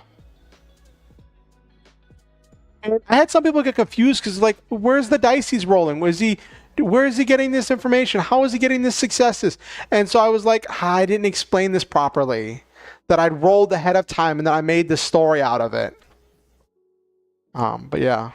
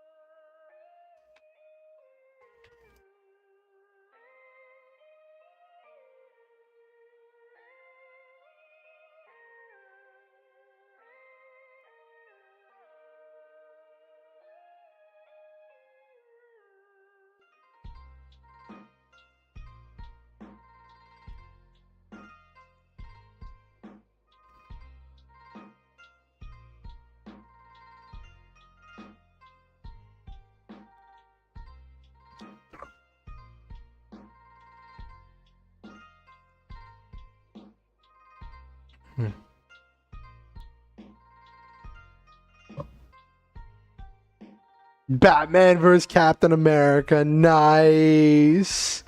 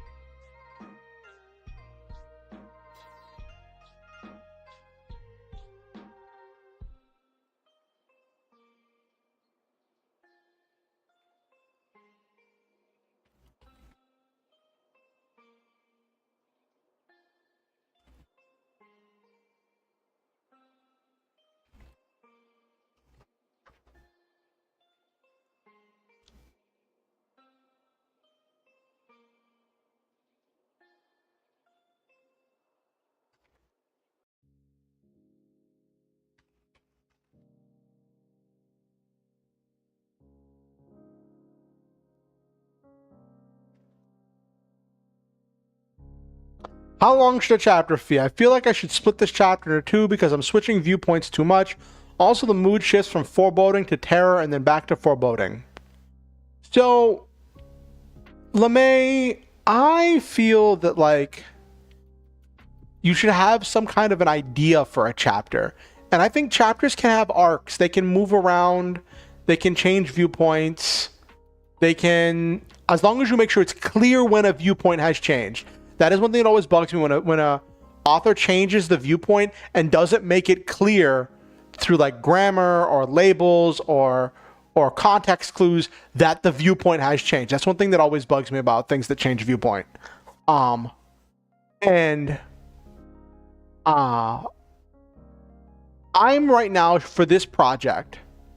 For this project, I am shooting for a minimum of 2,500 words and a maximum of 3,500 words. But the ideal I'm aiming for is 3,000 word chapters. So how I write, I very much kind of fit. I lay out in my mind a container that I need to fill with words.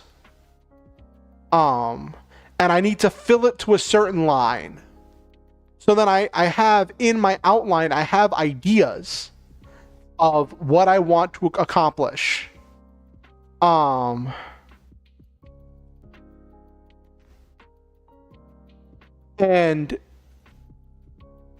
I will then try to accomplish those ideas within that word count. And I use that to kind of budget my time in the story and keep myself moving.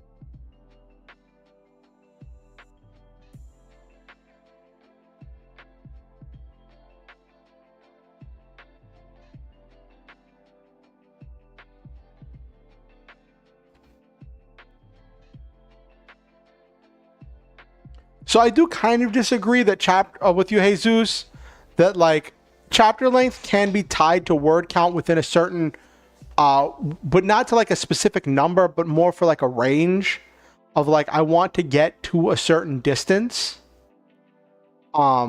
which gives me range to explore the ideas of the chapter a lot better.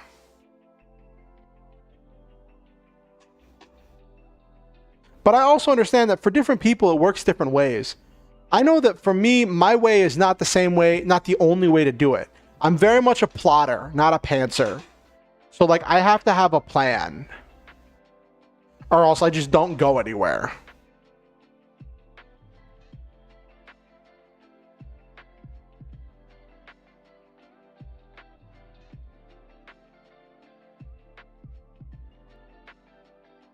Mm-hmm. And I acknowledge that like not every book and not every author is going to work the way that I do. Right? And like some works do work with just a page chapter. But if you ask me how long I do it, that's how I do it. And that's why I set it in a wide variance of things.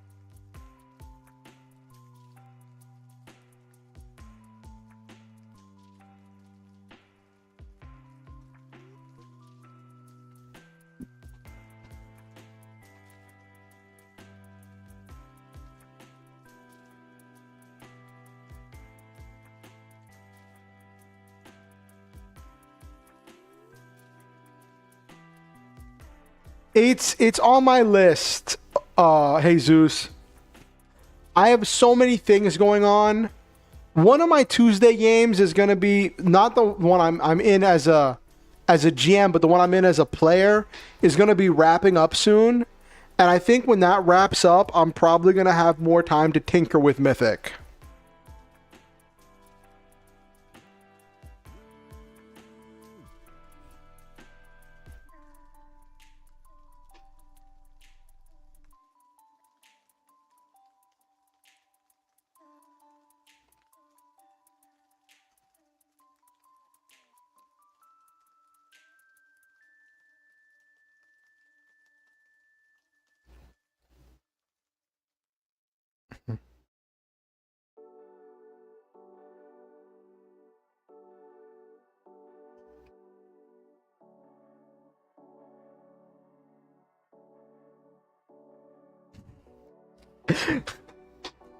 Jesus, that used to be me.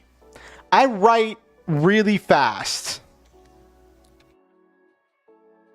I can type really fast, and I used to improv entire essays, and I would improv entire short stories when I was in college and when I was in high school, hours before the due date. And it was stressful. It was difficult. It was not good for my mental health. And when I got back into writing, I started trying to do stuff like that again, of like just writing. I'm not saying that plotting, that being a pantser is bad for your mental. I'm saying for me, trying to crank out those essays at the last second, all the stress, all the strain, pushing myself to my limits to think up words, to hit word counts, and to just crank out words as fast as I could. Under those stressful situations was not super great for me. Especially when like there was the fear of failure and everything else involved with that. Nice, Jesus. But I discovered about the 27 chapter method of plotting, and I haven't really looked back since. I tried doing some. I did try doing one story where I wasn't plotting, where I was plotting as I went instead of doing one big plot to work off of, and I didn't finish that story.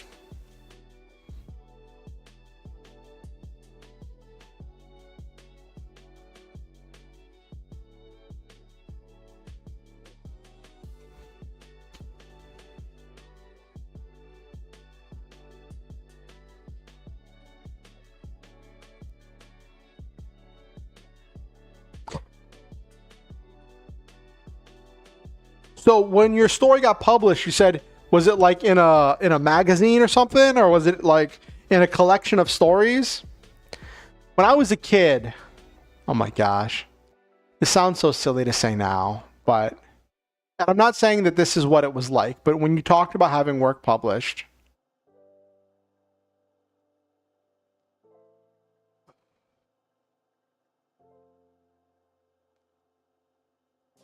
in a magazine, cool. When I was a kid, I dreamed of being a writer. And I I think I've told this story before, but my parents entered me into a contest. It was an essay contest.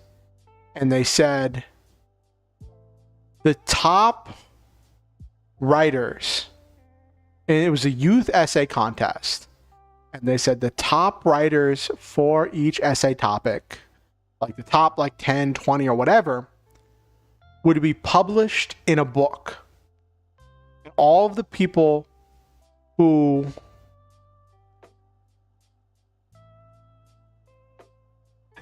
lol all of the families of the kids who entered and who were picked to be in the magazine could order the magazine, could not the magazine, could order the in the book. So it was like all of the kids who got selected were published in this book, and the families of the kids who got selected could buy the book, I think, at like a reduced price. And they were like, this is going to be an officially published book, so your kid will be able to say that they have a publication under their belt and put on their resume that they have writing that has been officially published. And I got picked for that. And I was really proud of that at the time. And now looking back on it as an adult, I realized it was a scam to sell books. At least that's what I think it was. Like, you pay the money. Yeah. They were trying to sell their books. They were trying to sell their books of essays without having to make the essays themselves. They have the kids write the essays, and then they sell the books to the parents.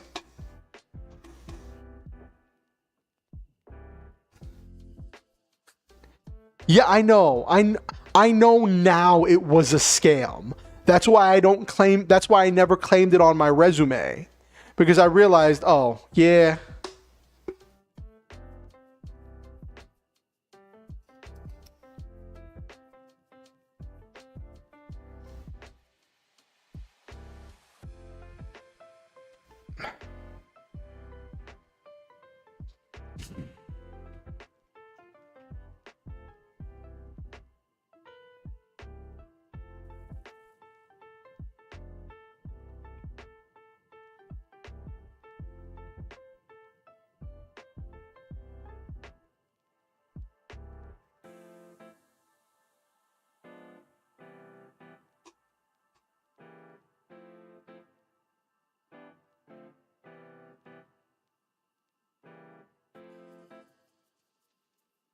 Yeah, that is kind of a bad look, Jesus.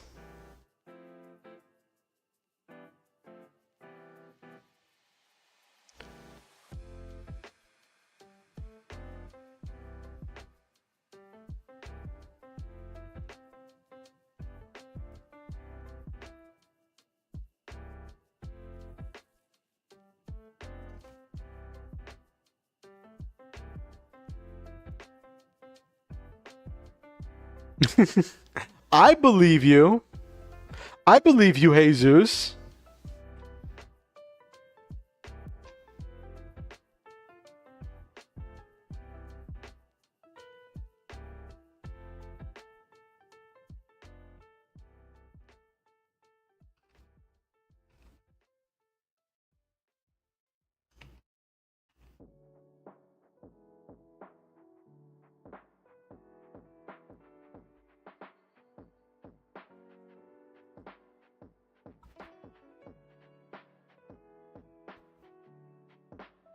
Hey, Noel, man, I'm just doing some writing and we're talking about scams and mine was a scam, but we're talking about past experience getting published.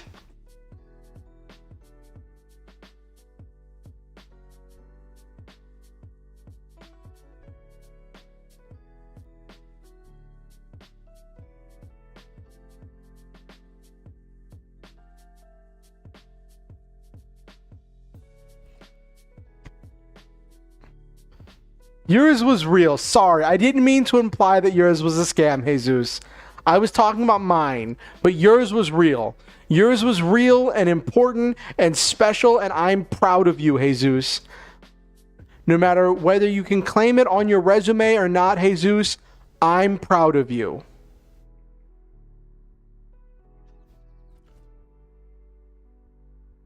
I'm sorry if I made it feel like I was saying I'm sorry if I made you feel like I was saying yours was a scam.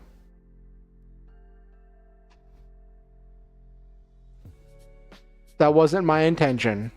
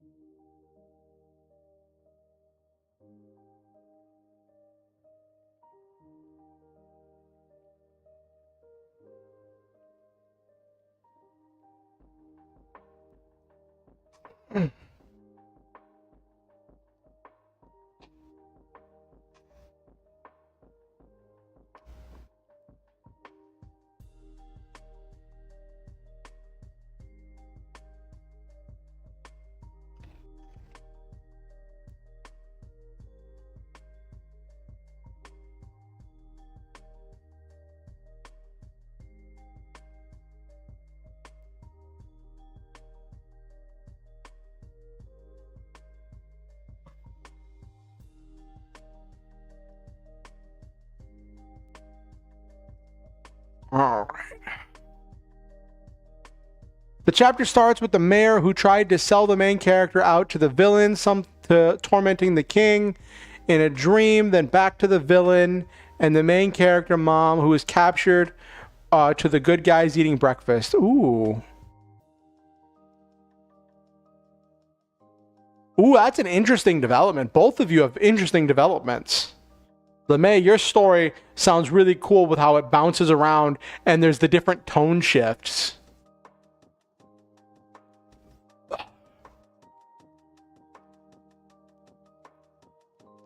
But Jesus, yours is interesting. Antagonist of Act 1 becomes the main protagonist of Act 2. That's a really big shift in perspective. Unless the character changes, unless it's part of the character's like move where the perspective's not shifting as much as the character has changed so much that they were an antagonist and now they've changed sides. That's interesting.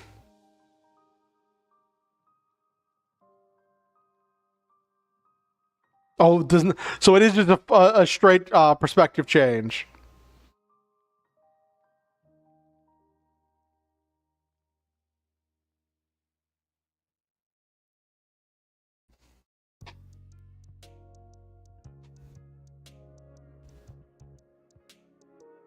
That's a good question from LeMay. Was the main antagonist right all along?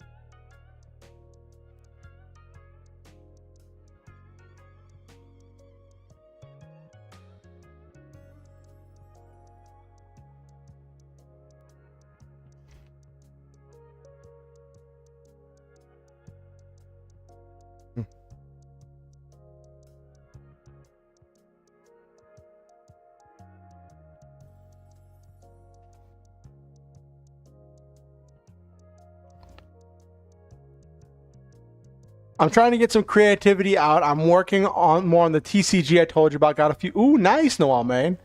The kids thought he didn't want kids in the major leagues because he was a hater. He very much was and is a hater, but also there was much more to it that they couldn't have known yet, and we delve into that in Act 2. Ooh, nice.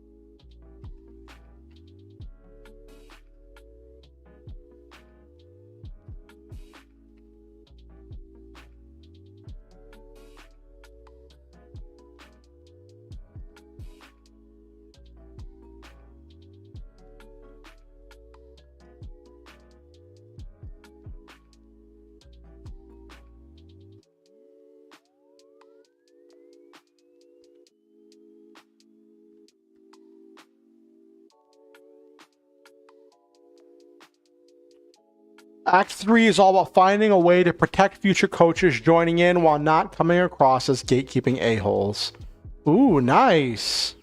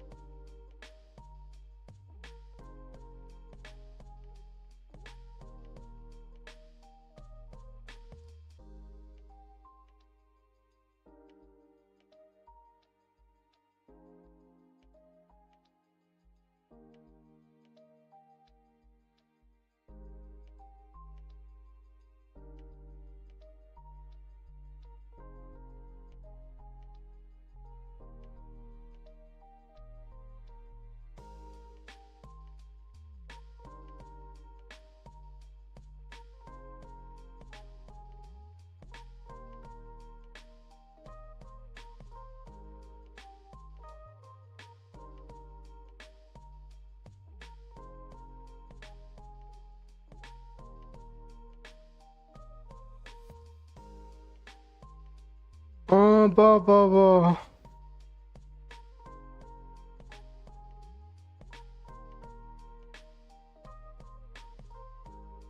I want to see if I mentioned that the suits got insulated to not be shock resistant, so the character can't shock himself.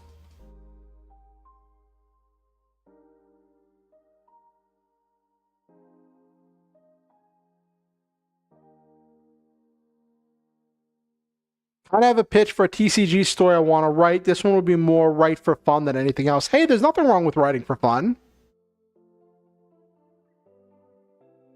Yeah, share the story, Noel, man.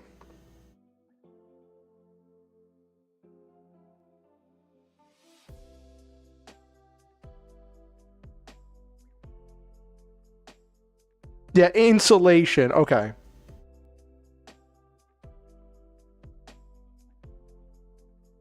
Okay. So he did say about the insulation. Okay.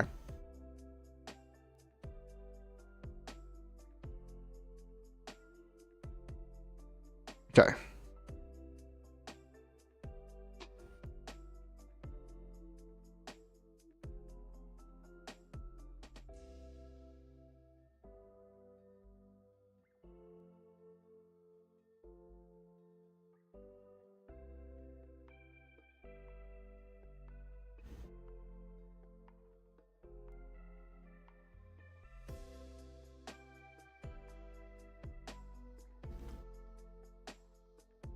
Yeah, I saw an image of Jason Voorhees. Isn't he like massive? Like, it would look like he had like huge, broad shoulders in the thing for multiverses, right?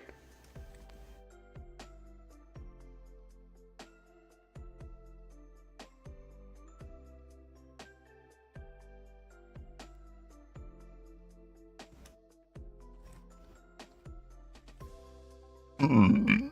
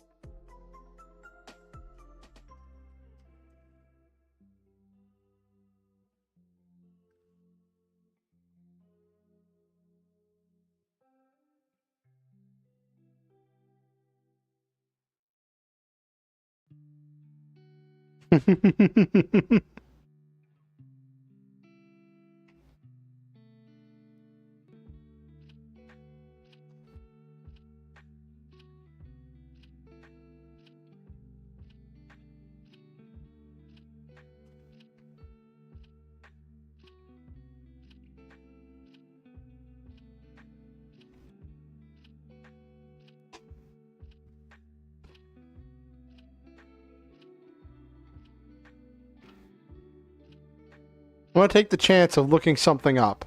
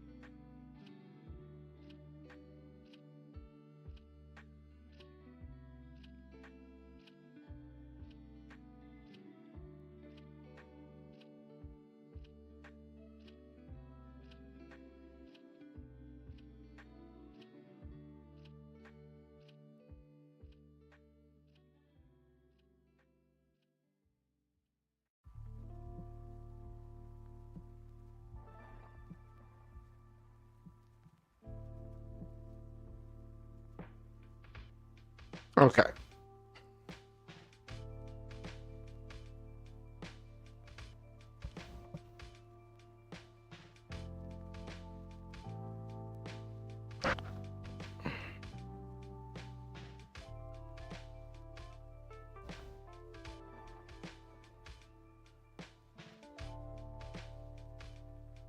Oh, let me.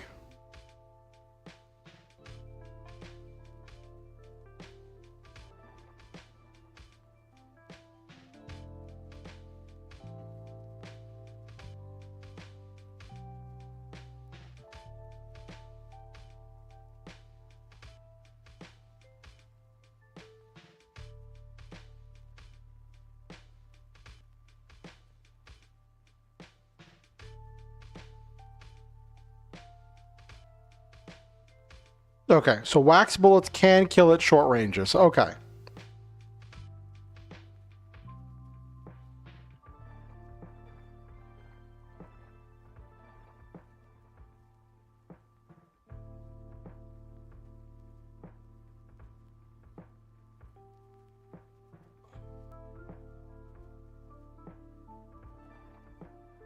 15 to 20 years in the future. Ooh, near future stuff. That could be spicy.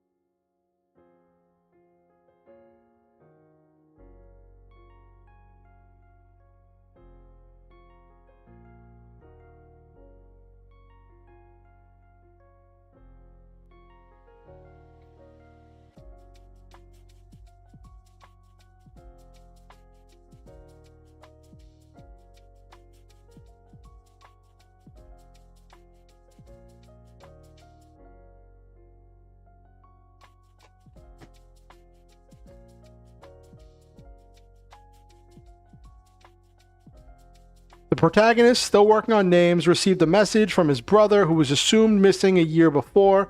In the message, he tells the protagonist to go to Tokyo, Japan. He also received a deck from his brother. It's always nice when presumed dead siblings give you trading cards. That's always a good time.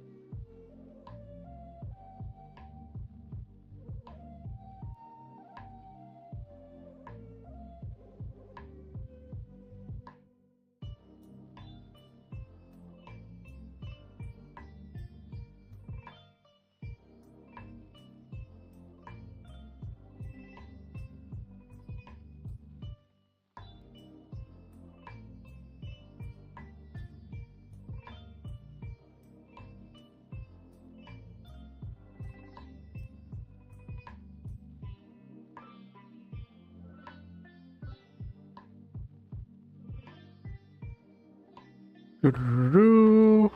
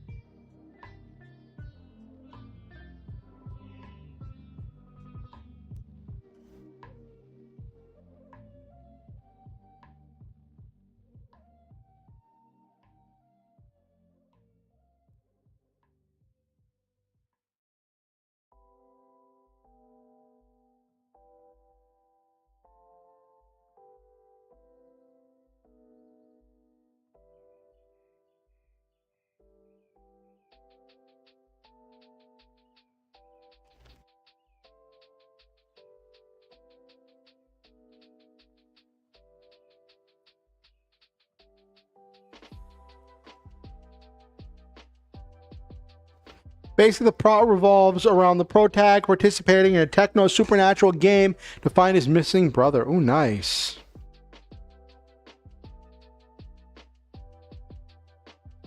One, two, no.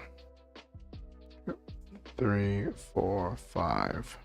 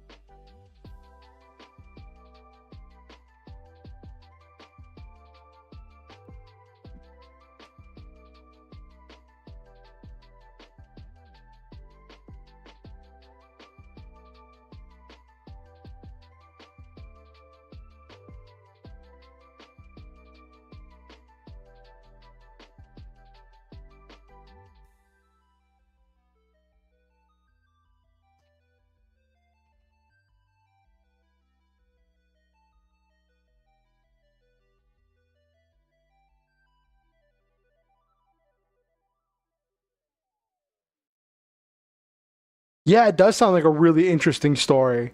Techno supernatural stuff sounds really spicy.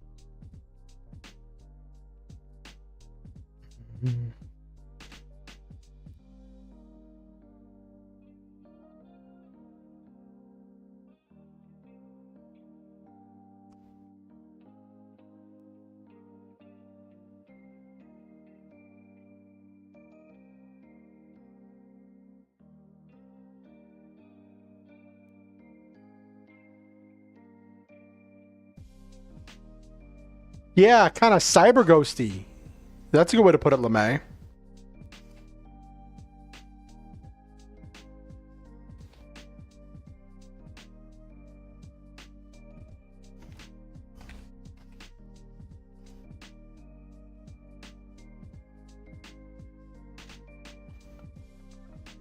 TCG action, mystery, and adventure. That sounds spicy.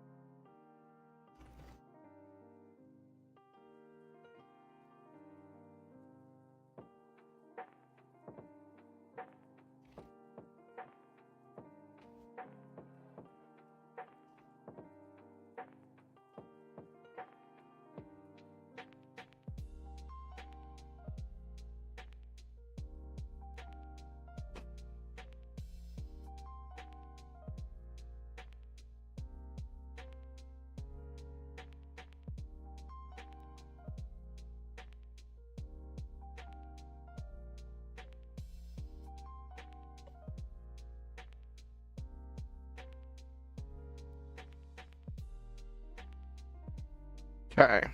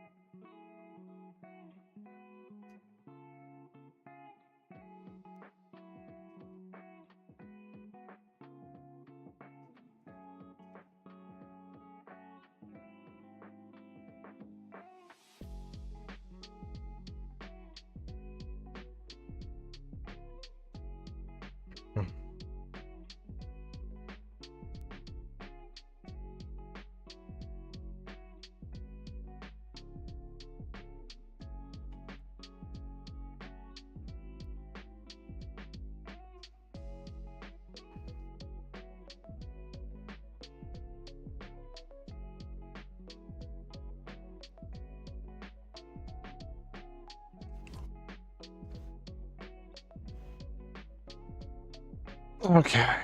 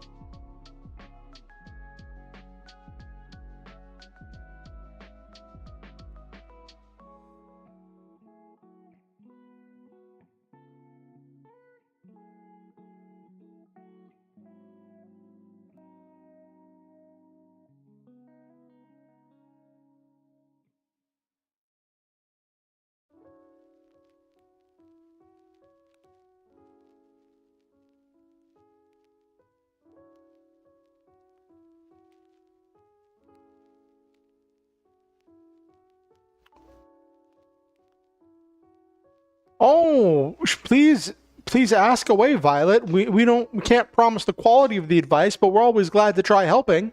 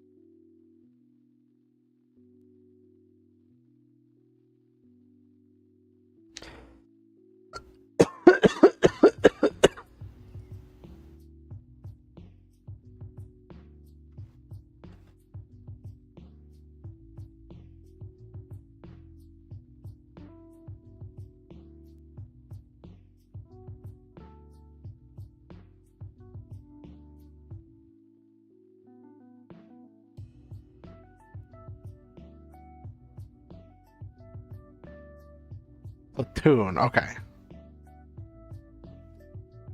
Okay. Platoon. Okay, that's what I'm looking for.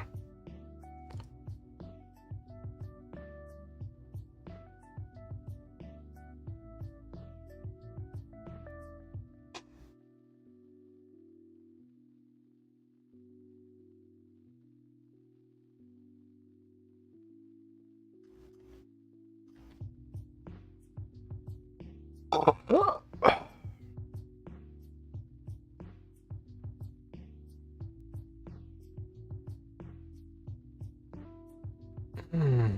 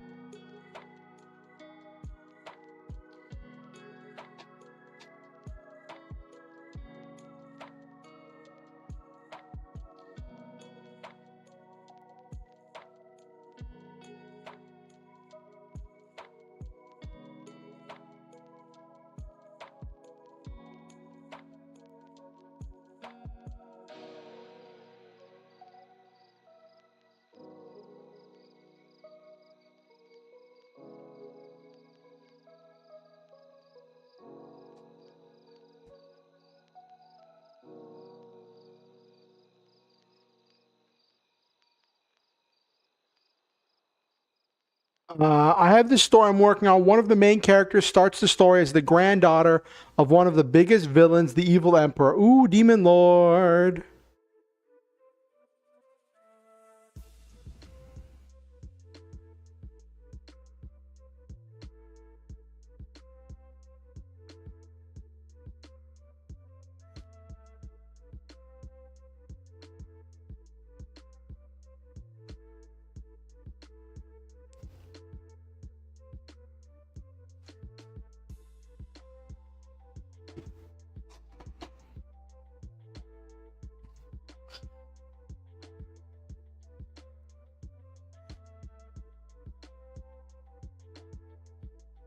I didn't want her to remain a bad guy for very long. She is one of the two characters that realizes they're the bad guys. So at first I started the story at a point where she gets captured by the good guys and realizes her grandfather might be truly evil. She soon breaks away from him after this. Okay, that's interesting.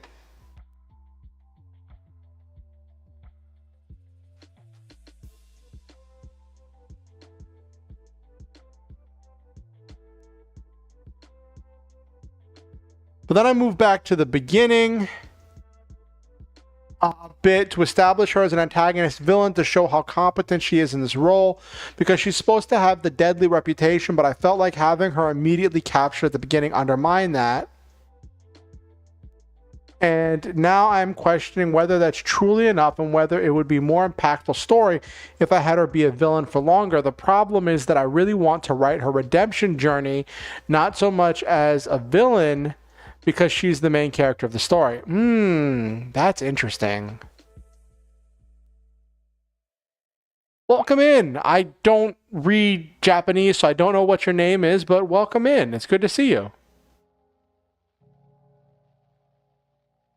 This is a writing stream. I do some writing, working on the next chapter of my novel. I interact with chat. I encourage, we have some lo-fi music playing. I encourage everyone to bring their own projects and work on all of their own stuff, so we can all enjoy these creative vibes together and have kind of a good creative time. Now, Violet, you bring up a very interesting situation. You want to write the story. The story is about the redemption story of this character, and you want to get to the redemption story. You don't want to have an extended part of the story being dedicated to this villainous character, but then if you don't establish the character as a powerful and deadly villain, then she has this reputation and people are reacting to her with this reputation of being a deadly villain, without her people reacting to her being a deadly villain without her like feeling like she's earned it.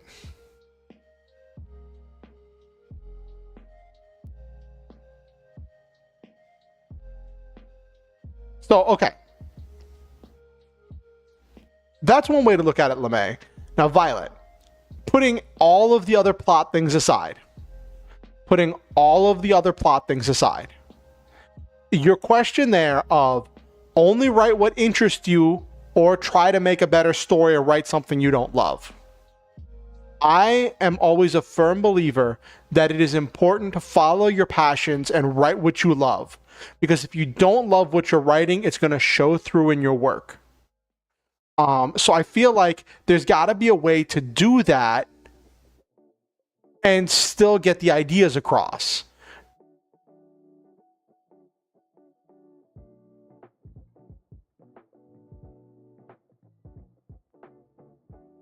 Oh, I'm writing I'll get to that in a second, Dinosaur Toothbrush. Yeah, that's important, LeMay.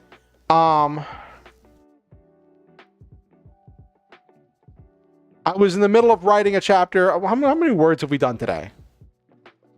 I didn't do too many words yet. I normally like my chapters to be around 3,000 words, about 1,200 words. So we're about halfway through the chapter, and I have to get to the actual operation, which is going to be the bulk of the chapter. So we're coming up on halfway into the chapter. But But is it okay if I just call you Dinosaur Toothbrush? I'll just remember you from your chat icon. Your boop boop boop. Dinosaur Toothbrush. I think that's you. Yes. Thank you for subscribing. Welcome to the Star Hunters, where we shoot through the stars, have wonderful adventures, live our dreams, and always stop to enjoy the memes. Welcome aboard. It's great to have you. I'm always glad to have more people here watching and enjoying. Violet, for your question, I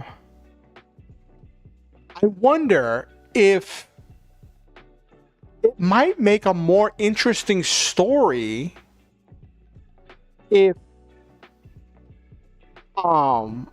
you do write the redemption arc, and if her past and the activities that she did, like as people react to her with these things, what if part of her redemption is coming to terms with the things she did? So then the things that she did are things that are told through flashbacks, through memories, through seeing the results of the activities that she did while she was a villain. And that could be part of her redemption story, right? Where you start with the redemption and then you build on that. And then as part of the redemption, you like have little snippets whenever it becomes story relevant that talk about her backstory, her past as a villain. That could be really interesting, Violet, I think. So someone once told me that it's really cool if you have something from the back that you something that you skip over, that you don't describe everything that happens. You leave some stuff up to mystery, and then at a plot important time, you have a flashback that reveals what happened in that previous event. Like reveals what happened in that previous event and reveals how that stuff in that previous event was building towards what happened now, where it was all part of one, it was all like leading up to or related and somehow connected. I felt like I did pretty well by moving the beginning back to first, but I just worry it's not enough. I kind of want to evoke Zuko's journey, but I really don't want to write her as a villain or a villain for very long. How would you feel, Violet, about writing her? Violet, how would you feel about writing her as a person on a redemption and then having some flashbacks to her as a villain? How would that make you feel, Violet, as far as writing that? Would you think that would be fun for you to write flashbacks where you reveal bits about her villainy as it becomes plot relevant? So then you don't have to go into the whole thing, but you reveal it through flashbacks, through other people recounting the story, or just seeing the effects, the remainders left behind of her actions as a villain. That's what I thought. Okay. So as for what I'm writing, Dinosaur Toothbrush, this is a sci-fi adventure with a little bit of romance novel that I'm working on. I'm on chapter 11. The entire plot is that the main character was a janitor before he at this company, but he became friends with one of the researchers. When that researcher passed away, he asked the company to take the janitor on as a full-time employee and to work as the new test operator for their new suit of strength-enhancing super armor. And he discovers that the super armor has a special device called the Brave Drive in it that's named after the researcher who made it, who was the janitor's old friend. The Brave Drive draws power from emotions. Having strong emotions generates power for the Brave Drive. So the main character is learning to understand more stuff about his emotions as the story unfolds. A conflict evolves as their company comes under attack and he has to fight.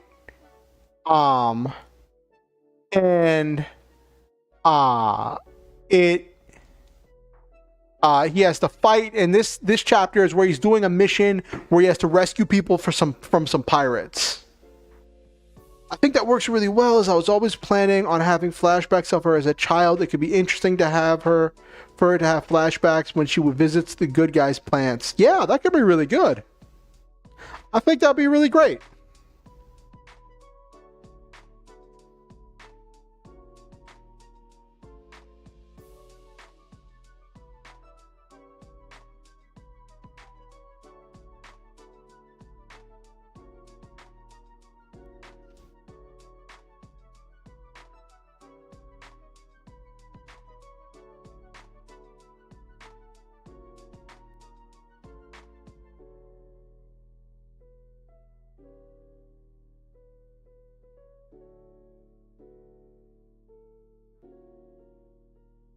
Thank you, Dinosaur Toothbrush. I think it's pretty interesting. And it's really funny. So, Dinosaur Toothbrush, this story originally started as a daydream. Sometimes I like to go on walks and let myself daydream, have different power fantasies, and just let my mind wander while I listen to some music. And I had one that I just kept like retooling, refining, redoing.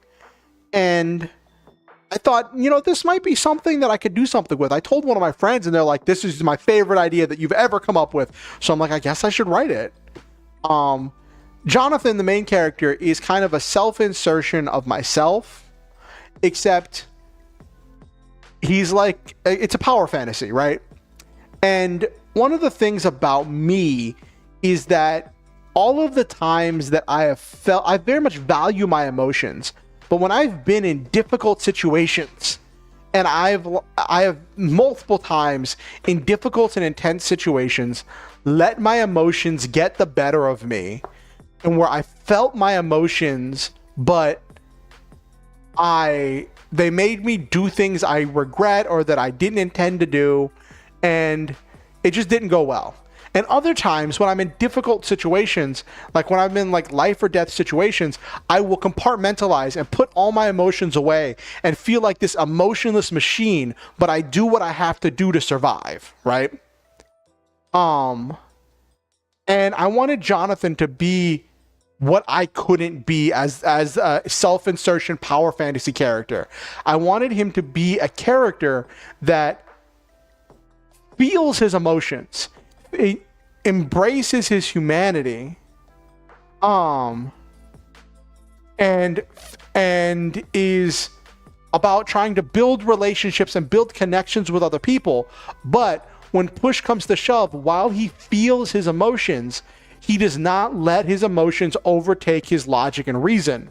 He stays in control, where he experiences emotions, but he does what he needs to do. Sometimes it's sometimes it's a little bit silly, where he's having a panic attack on the inside, but he does what he needs to do on the outside. And it creates this, I think, almost humorous dichotomy, where he feels all of these things, but he does what he needs to do. He gets the job done. And he's promoted and gone into leadership and all that.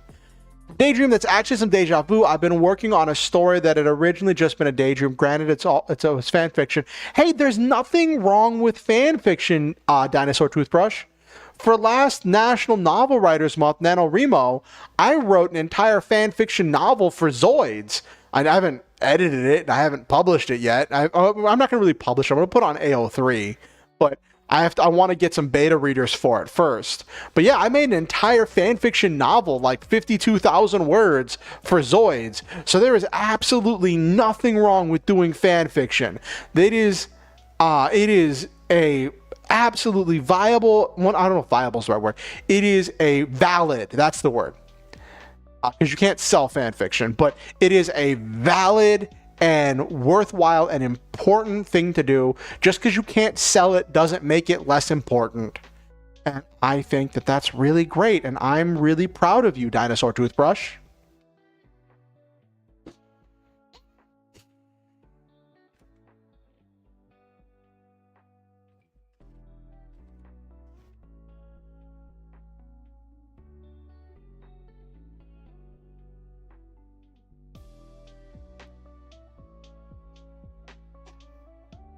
No problem. I'm all about trying to bring encouragement and positivity. I think it's very important that we all speak goodness and positivity into each other's lives to bring more encouragement and affirmation to each other.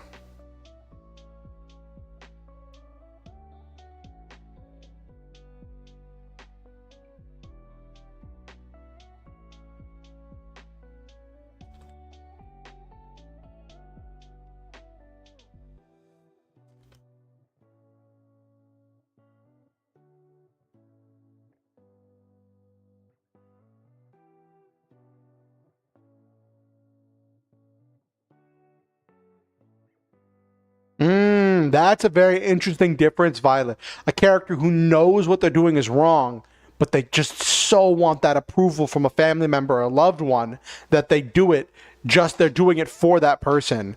That is a very interesting angle for a character, because then you're doing things and then at some point you have to come to grips with the fact that you knew it was wrong when you were doing it, or they are going to have to come to grips with the fact that they knew it was wrong. But they still chose to do it because they valued the approval of this other person more than they valued the freedom or life of the people they oppressed or killed or hurt.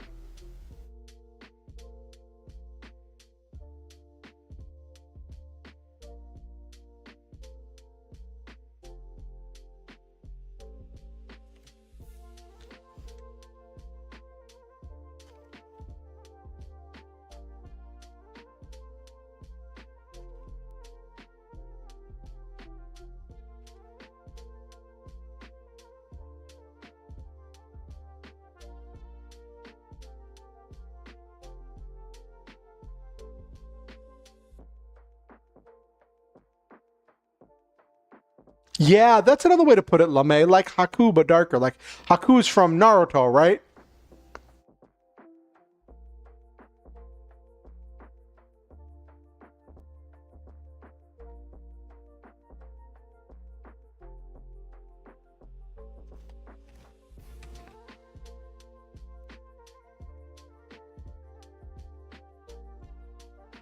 Oh, Haku from Spirited Away. Who's the one from Naruto who used the needles? Who's the one from Naruto that used the needles that was like raised to be a fighter and served Zabuza, I think. Was that Haku?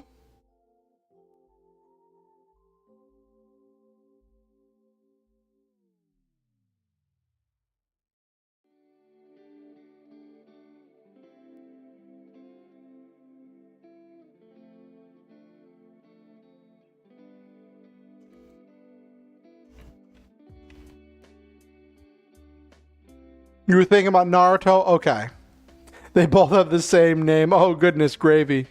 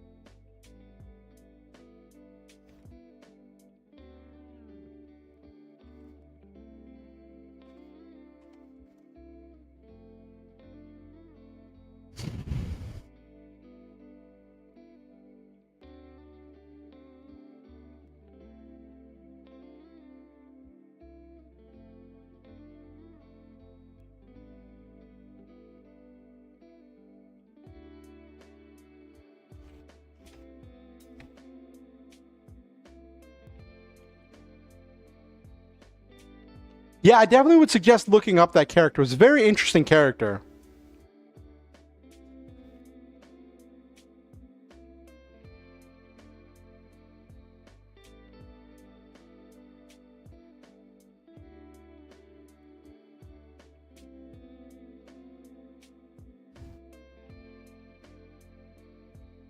Interesting.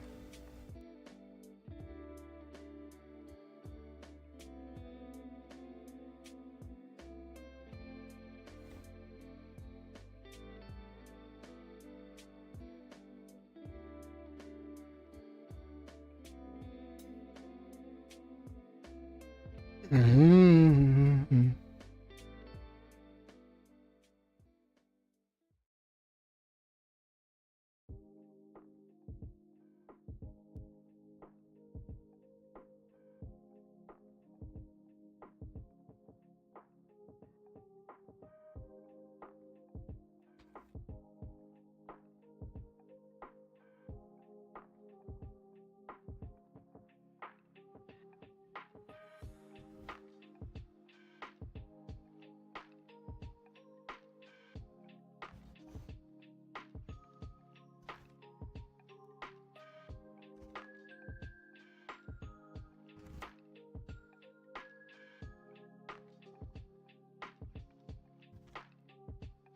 It's funny how they both are similar to my character and have the same name.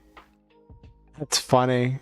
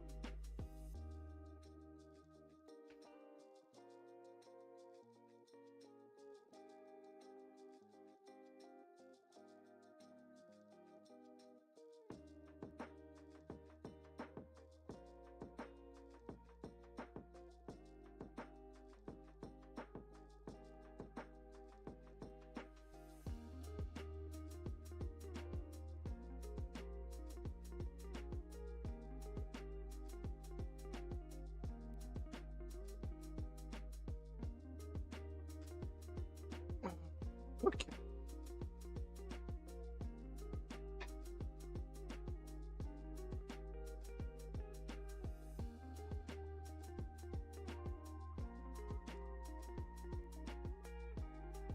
Mm.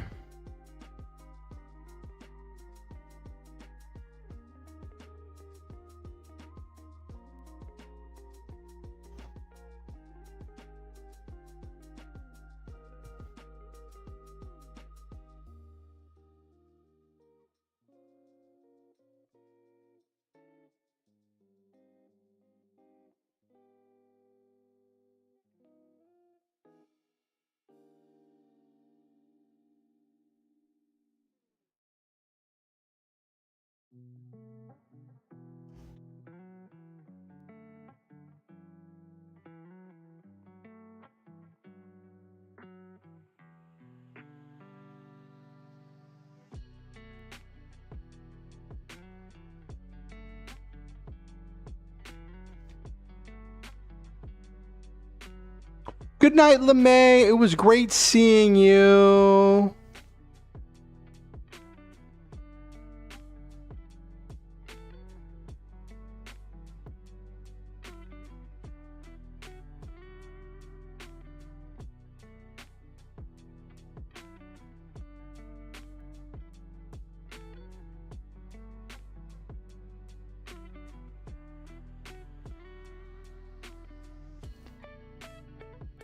Okay.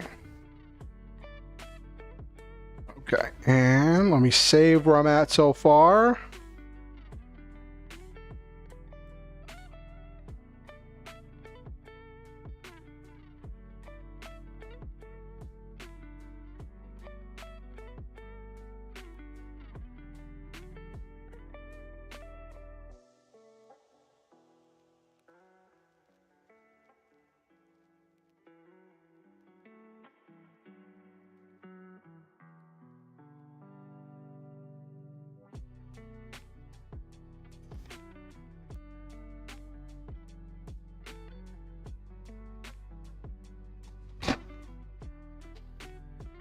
Ah.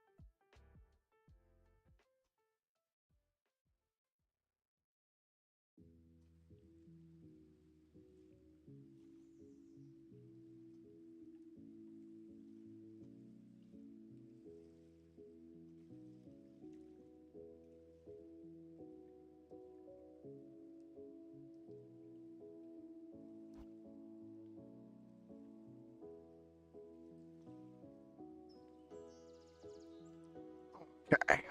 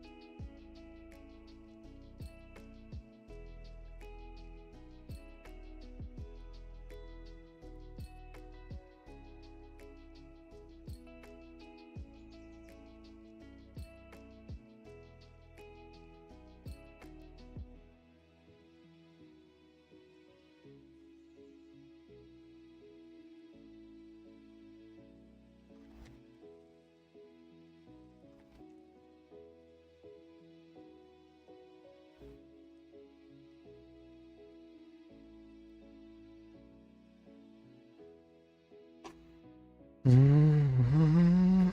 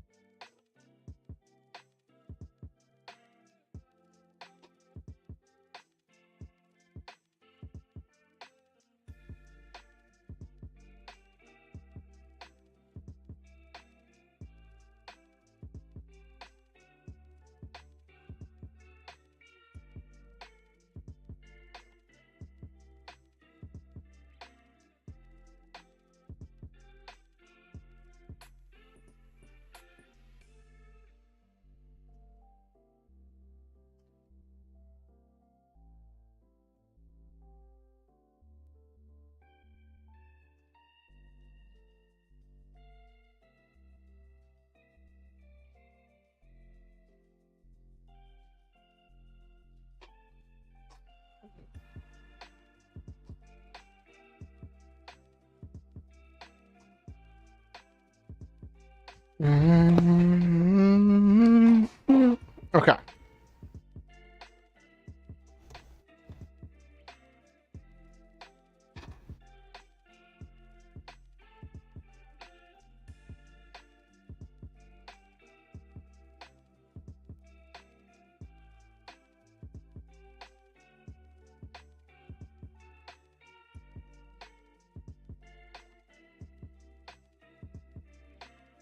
Okay.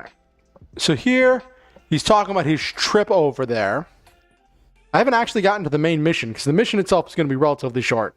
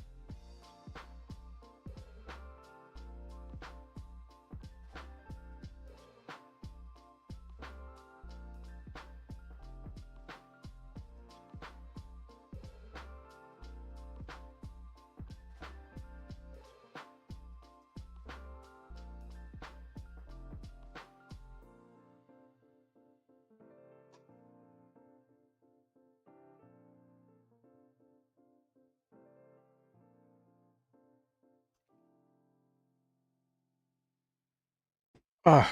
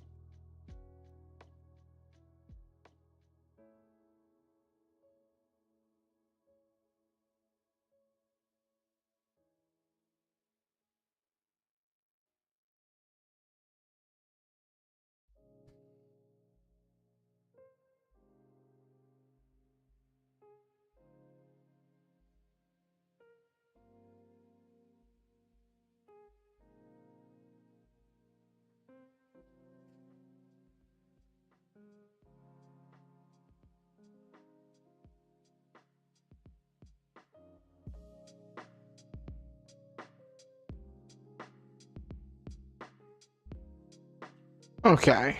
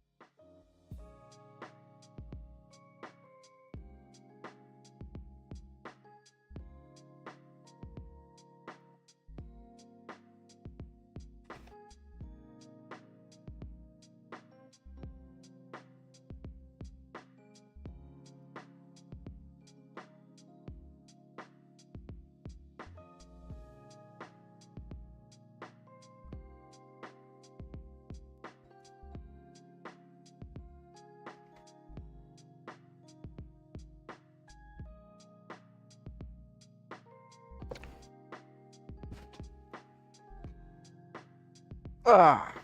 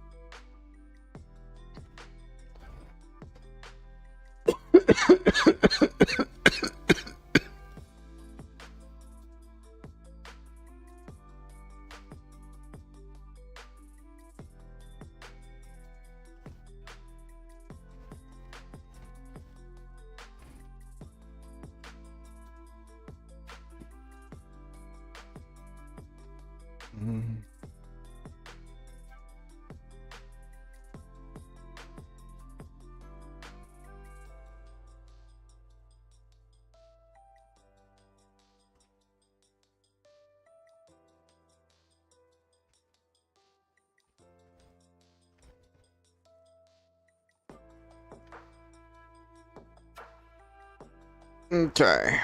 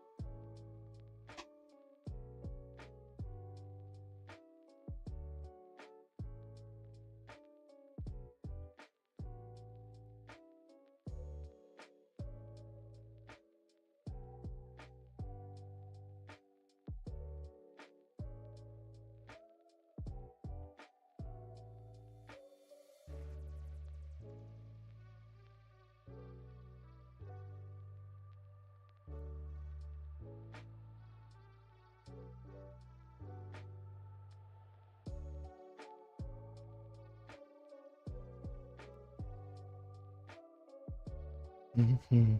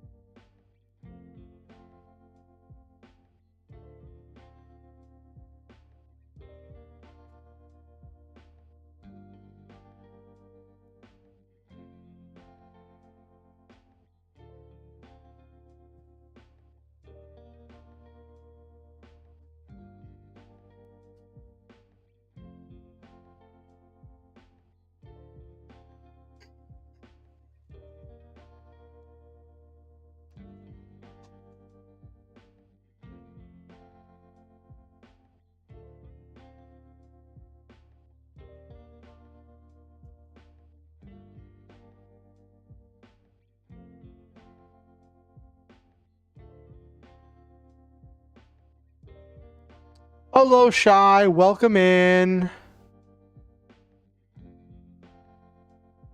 I'm doing a writing stream. How has your night been? We're actually just winding down this chapter.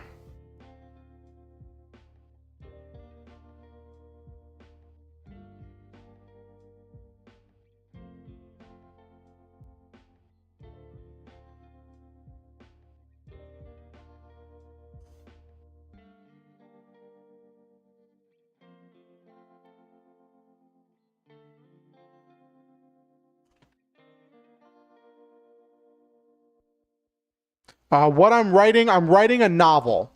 So this is a sci-fi adventure with a little bit of romance. Your night's been good? Oh, been bad? Oh, I'm sorry, Shy. So basic plot of this story, we're on chapter 11 right now. It's about this main character, Jonathan, who was a janitor at this research company, and he became friends with one of the researchers, Dr. Brave. And when Dr. Brave died of old age, his last request to the company was that the company take Jonathan on as the test operator for their new super suit, their new suit of power enhancing armor that features a new power system called the Brave Drive that generates power in response to emotions. And then stuff gets really intense, and there's a romance, and there's stuff is the company comes under fire, and they eventually become a mercenary company because they're being attacked and no one's helping them, so they decide to arm themselves and help themselves.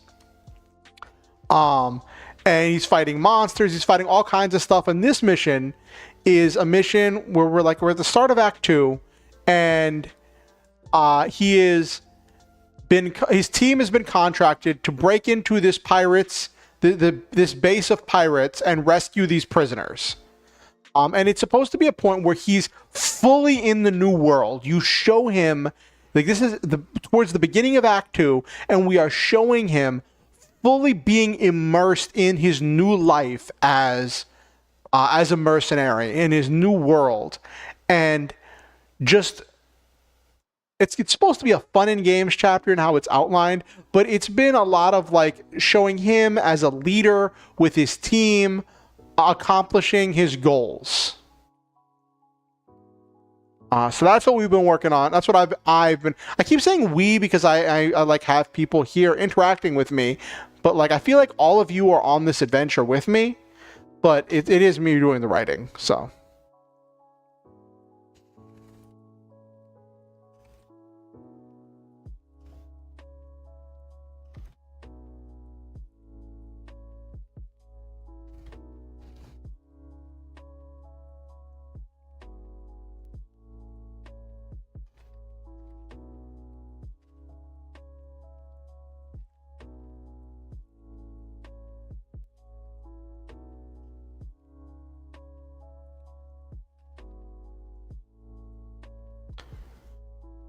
All right, Violet, good night. It's been great having you. It's been so great to see as you've been working on your story. I wish you all the best. I wish you all the best, Violet. I hope you have yourself a great night. Thank you for coming to stream. And I want you to know, Violet, that I think that you're a wonderful person and that I cannot wait to see you at the next stream. Yes, next stream is going to be Friday. 8:30 p.m. EST is when I start.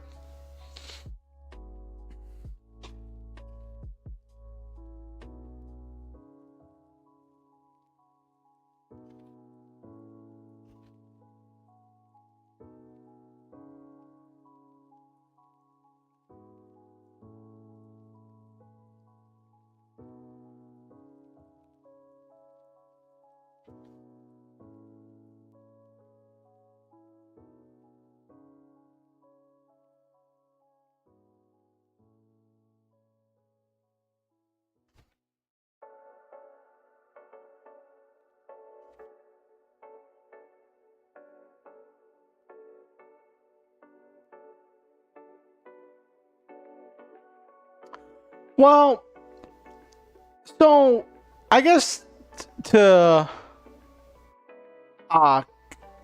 clarify, this story started as kind of a self-insertion power fantasy daydream. And then I kind of kept developing, so I have sometimes where I'll go on walks and I'll just daydream and listen to music. And then one day I'd been like taking one daydream and kind of refining it and redoing it and reshaping it so much that I thought maybe I could turn this into a story. And I shared with one of my friends and they were like, this is the best thing you've come up with. You need to do something with this. And the main character is kind of the kind of person I wish I could be. So one of the things about me in my past is that I have gone in intense situations one of two directions regularly. I either compartmentalize and shove all my emotions and my feelings away and I'm like an emotionless robot until the situation is resolved, right? Or I feel my emotions and I get caught up in my emotions and I get so caught up in my emotions that I don't do what I need to do, or I do something I didn't intend to do and it makes me do something I regret or just didn't intend to do. And that's just how I've gone throughout my life. So I wanted to write a character that kind of does what I can't. He feels his emotions. He embraces and feels his emotions, but he doesn't let them stop him from doing what he needs to do. And that's one thing I wanted to represent here, a character who showing this kind of, he's feeling all of these things, but he is still doing what he needs to do in order to accomplish his goals. And that's kind of what I wanted for the character. And then the story kind of built itself around what do I do? How do I lift up that character? And I was like, well, what if he was in a situation where his emotions became his power? His emotions became the source of power for his armor. I like mechs. I like giant robots. I like power armor. I like androids. I like mechs. I like the mecha genre. So it just kind of all started to flow together and these pieces started to fit together in this daydream. And as I tried to put it together, so I don't know if it's as much as I project myself onto one of the characters as much as the main character is kind of a power fantasy of the kind of capabilities I wish I could have. But he still has struggles. He still has worries and he has fears, and those are part of his emotions that he struggles with.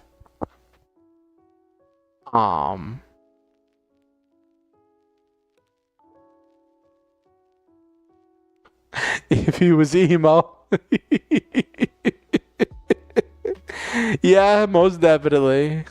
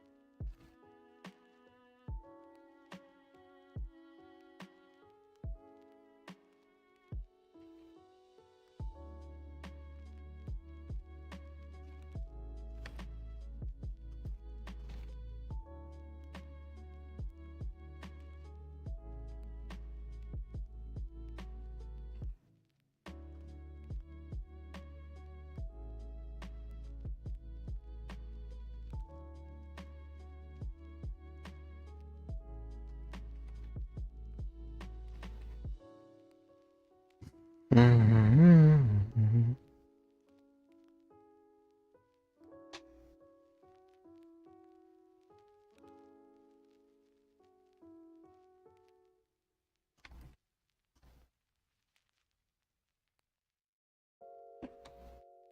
Yeah, that's a good way to describe it, Shy.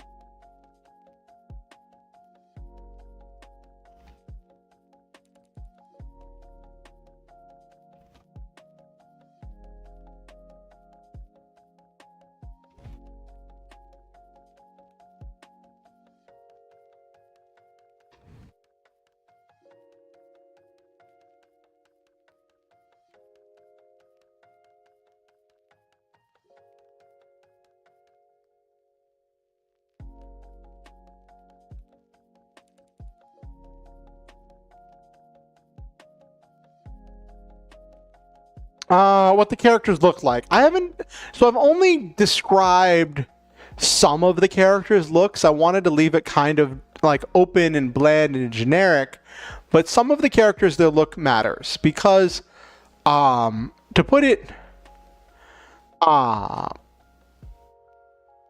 do I put it? Because the main character started as a self-insertion, and then I wanted to like look at different things, and then it kind of fell apart there. So, not fell apart, it kind of fell into place. That's a better way to put it.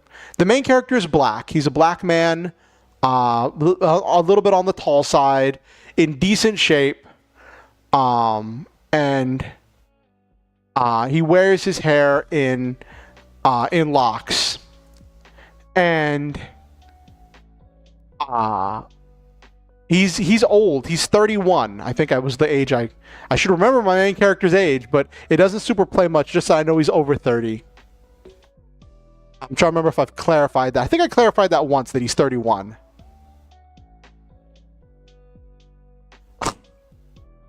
Okay, Shy. And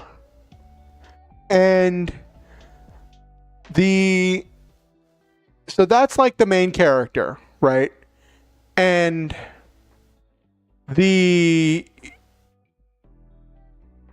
best friend, well, not best friend, but his close friend, who was the old researcher that died, that was the one that started all this by asking the company to take him on as the operator of the armor, was based on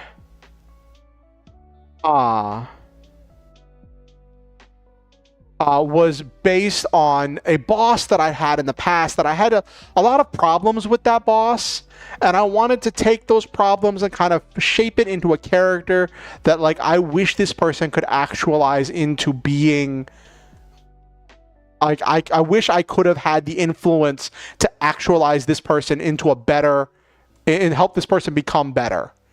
And that's part of the thing with the interaction, was this character Gregory Brave, who's this old man who is friends with the main character in the beginning, and then so since he's based on that boss that I had previously, that boss was a short bald black man, and so that's how I imagined Dr. Gregory Brave, and then for the Dr. Brave's daughter, who becomes the love interest because she's about the same age as Jonathan, since she was the daughter of a black man, I wrote her as a black woman, and with brown hair.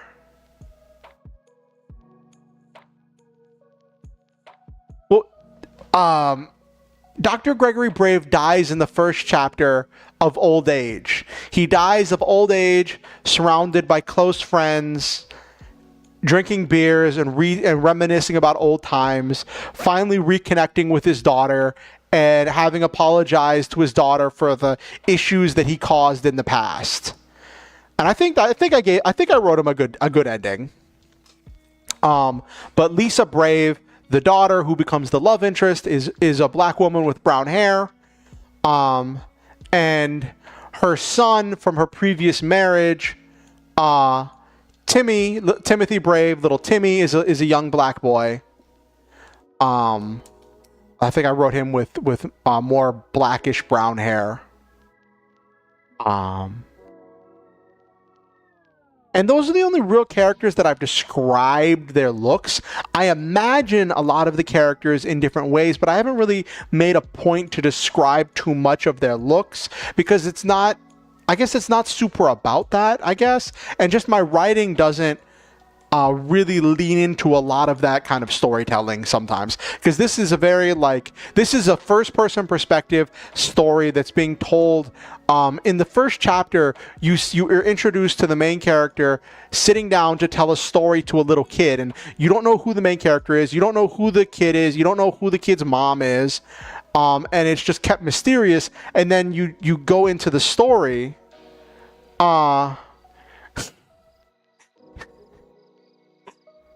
and um so the first part's told in the present tense, where it's like going, talking, sitting, and where he's telling the story. And then when he goes to tell the story, it moves to being told in the past tense. Sat, said, talked, walked, and stuff in the past tense.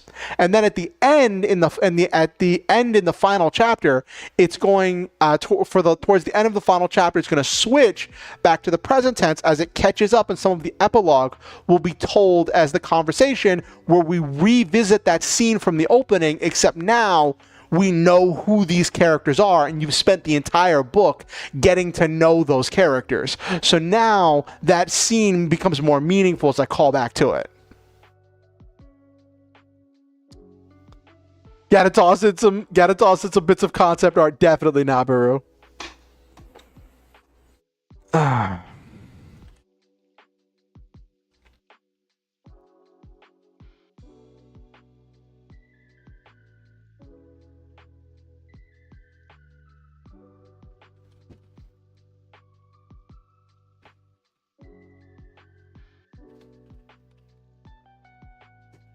But I was thinking like little Timothy.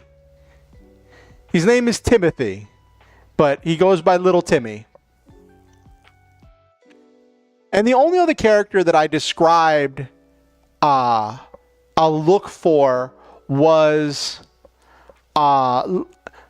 Lisa is Gregory's daughter, who becomes the love interest. And at the start of the story, it's this cliche, but I thought it was interesting. At the start of the story, Lisa is dating this like really high profile lawyer who's a partner at his own firm, who I describe as being a black man, who dresses really well, but then that relationship falls apart because of the stuff that happens at the beginning of the story.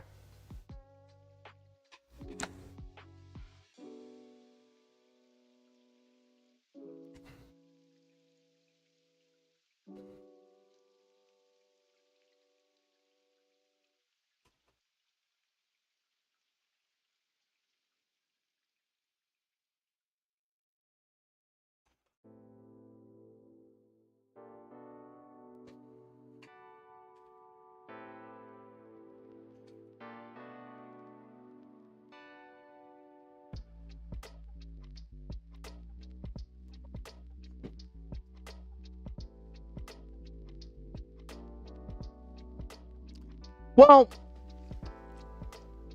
I am a black man, and this started as a self-insertion story, and I don't see as many characters that look like me in a lot of the stories that I read and watch, and so I always, whenever I'm writing things, try to insert that, as I do make a point to have that as part of the story, where it's not so much about him being a black man, but it's a point where there can be a black man in this situation, right? So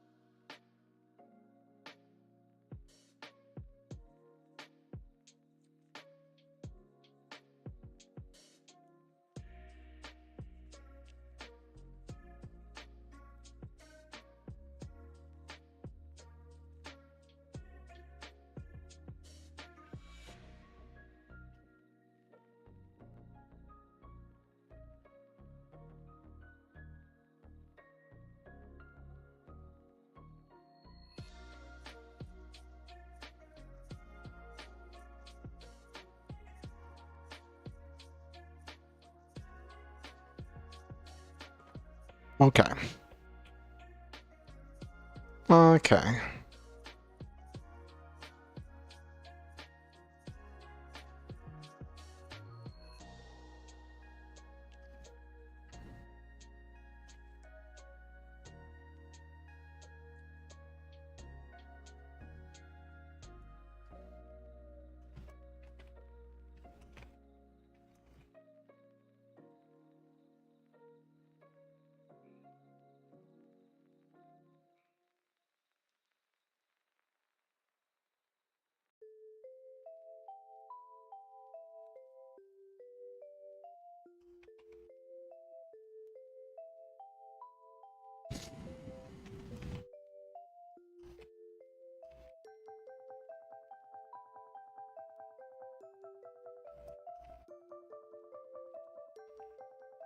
No. I actually flunked out of college. Full disclosure. I flunked out of college.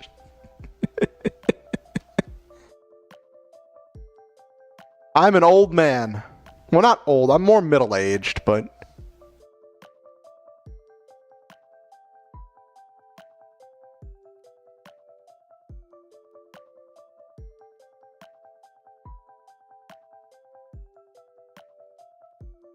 gee, thanks, Shy.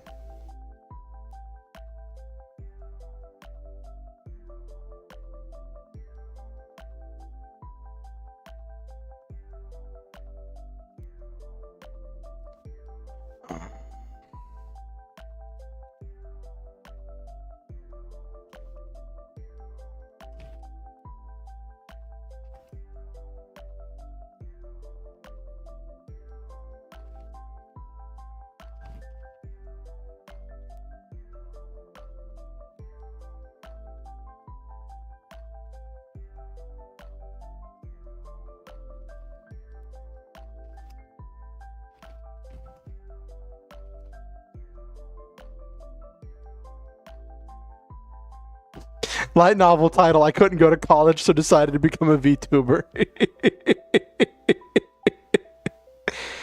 uh,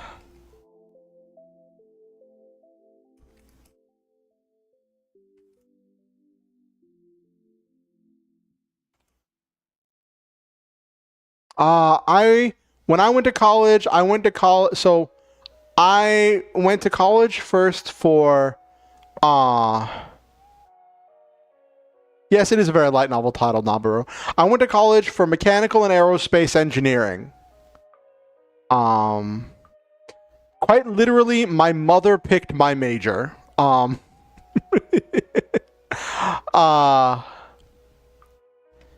and I tried going to community college afterwards. After I flunked out of the big university, um, studying business. But there was a whole thing where I still owed the university money, so they wouldn't release my transcripts. They wouldn't have released the official version of my transcripts, so that way I couldn't complete going to community college to finish getting my degree.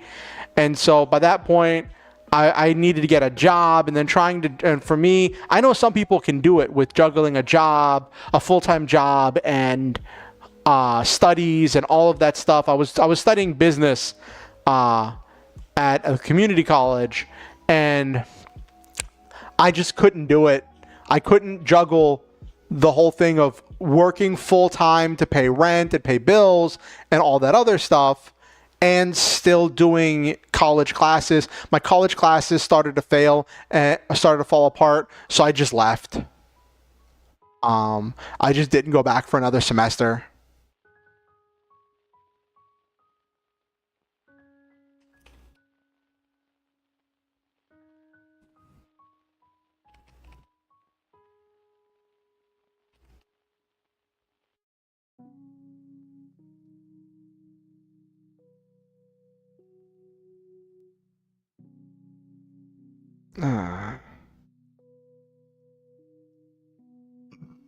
Excuse me.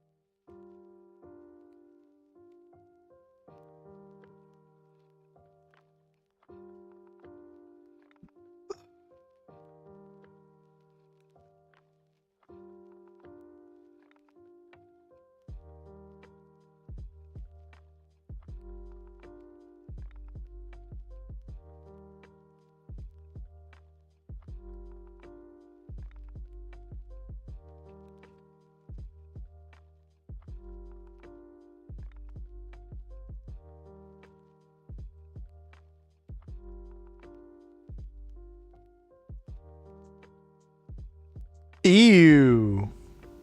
Ew, Shy.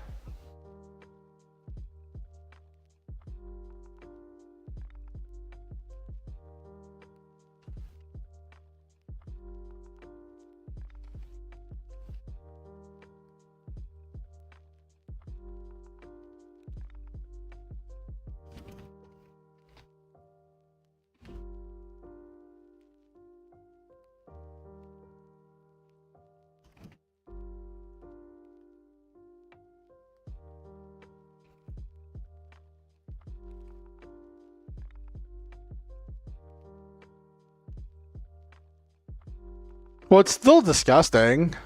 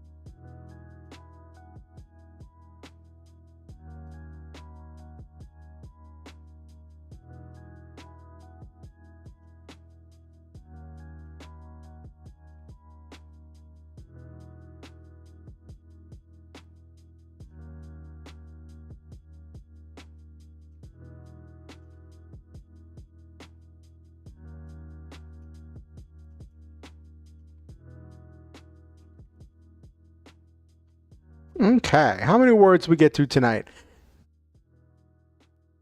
When names predict someone's future, Timmy, the incredible tech marvel. Oh my gosh. What are you up to, Nabiru?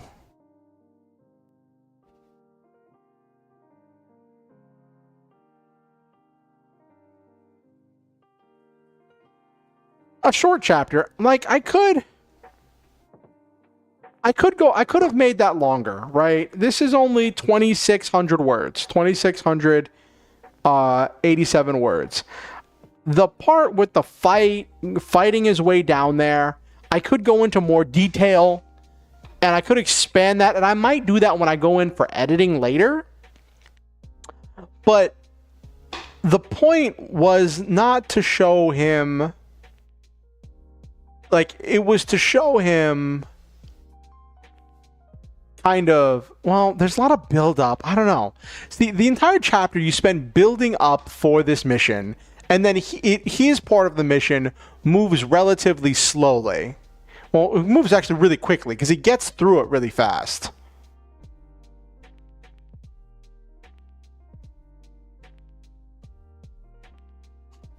Oh, goodness, Shy.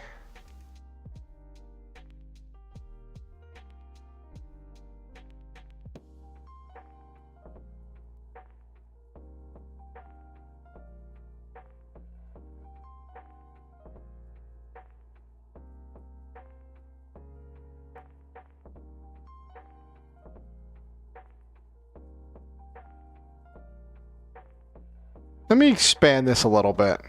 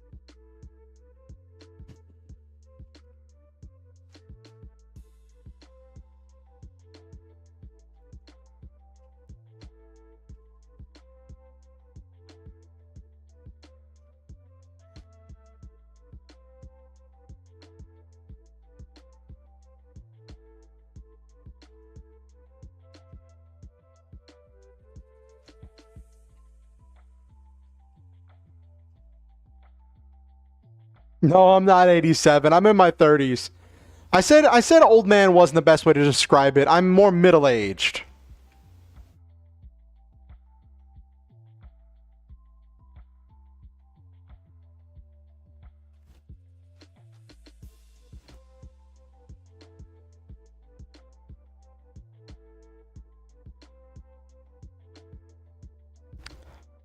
Prisoners and defend them from the pirate.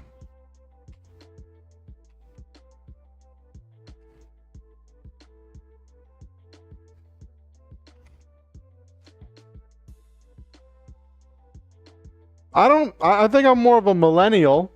Thank you.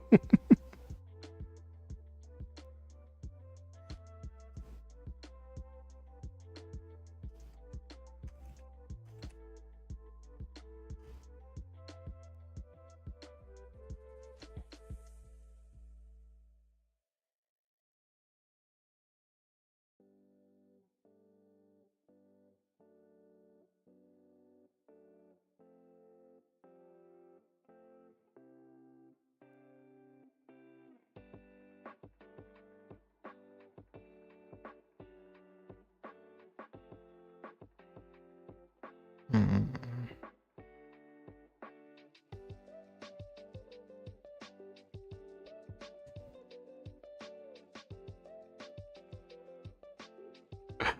Uh.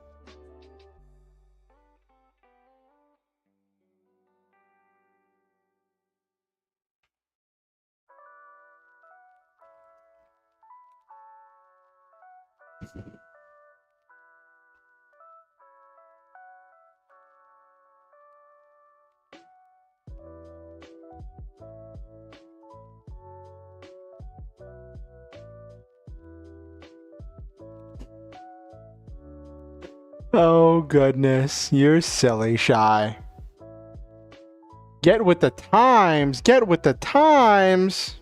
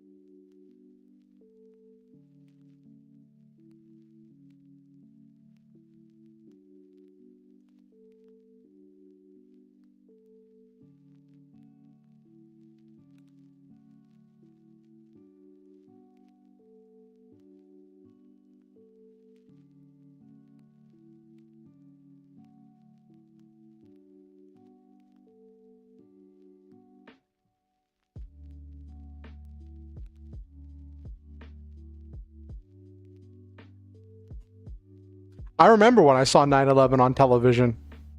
I remember when it happened.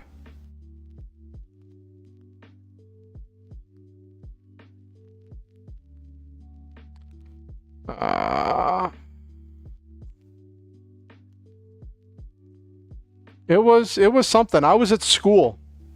It happened while I was at school. We tried telling, like, we heard about it when we were in one class, and we were telling our other teachers about it, and there were some that were in disbelief, some that were just filled with confusion. Some were like, no way. And they were just trying to go about their day, trying to complete classes.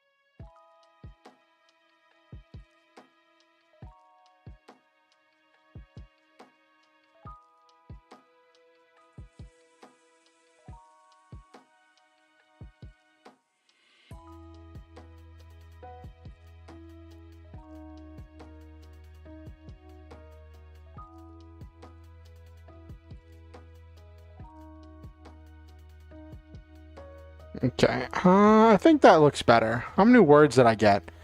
Hopefully we got closer to, like, I think I added like another extra 100 words.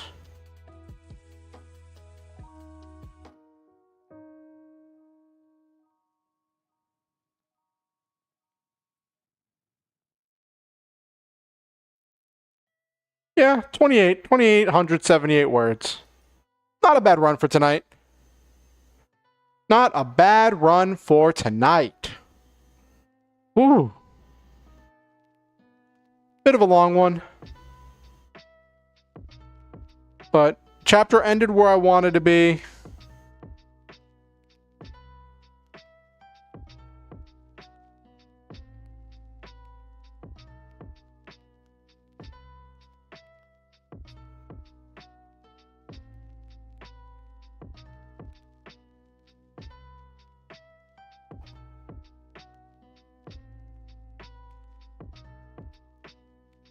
Okay. Alrighty. Let's go back to the just chatting screen. I had a good night.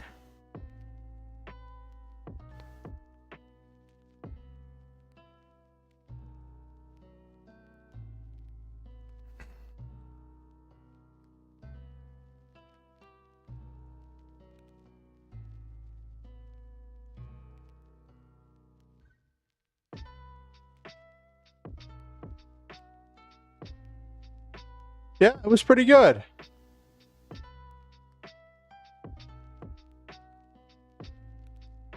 All right.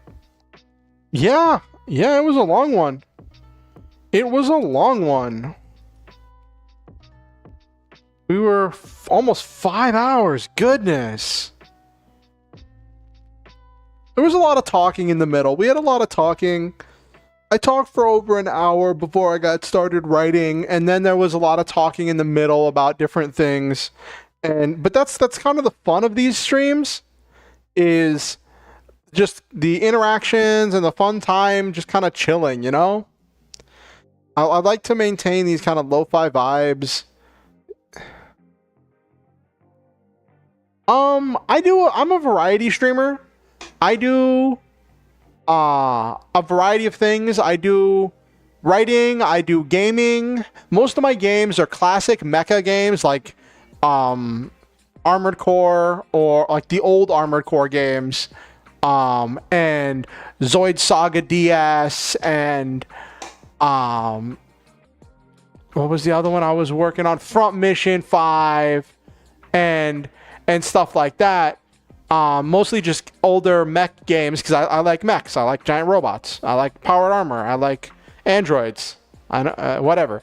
Anyway, so I do gaming. I do writing content. I do some TTRPG stuff, from like rules exploration to character building, and kind of looking at different rule sets and ideas, and reviewing stuff, and looking at different things about different games. And I have a lot of fun with that. Recently, I've been really taken with this novel that I've been working on. So I've just been doing it, and like, people have been really enjoying these streams. It's like these writing streams. Not as much. I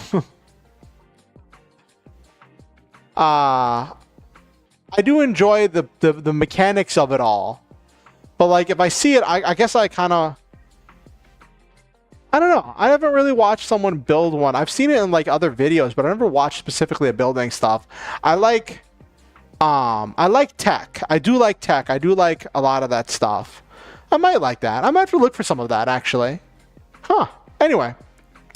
But yeah, so I started doing, fun fact. I have like a low to mid-range gaming PC, and before I got that built, I was using an old gaming laptop I was pushing it to its limit with my gaming stuff.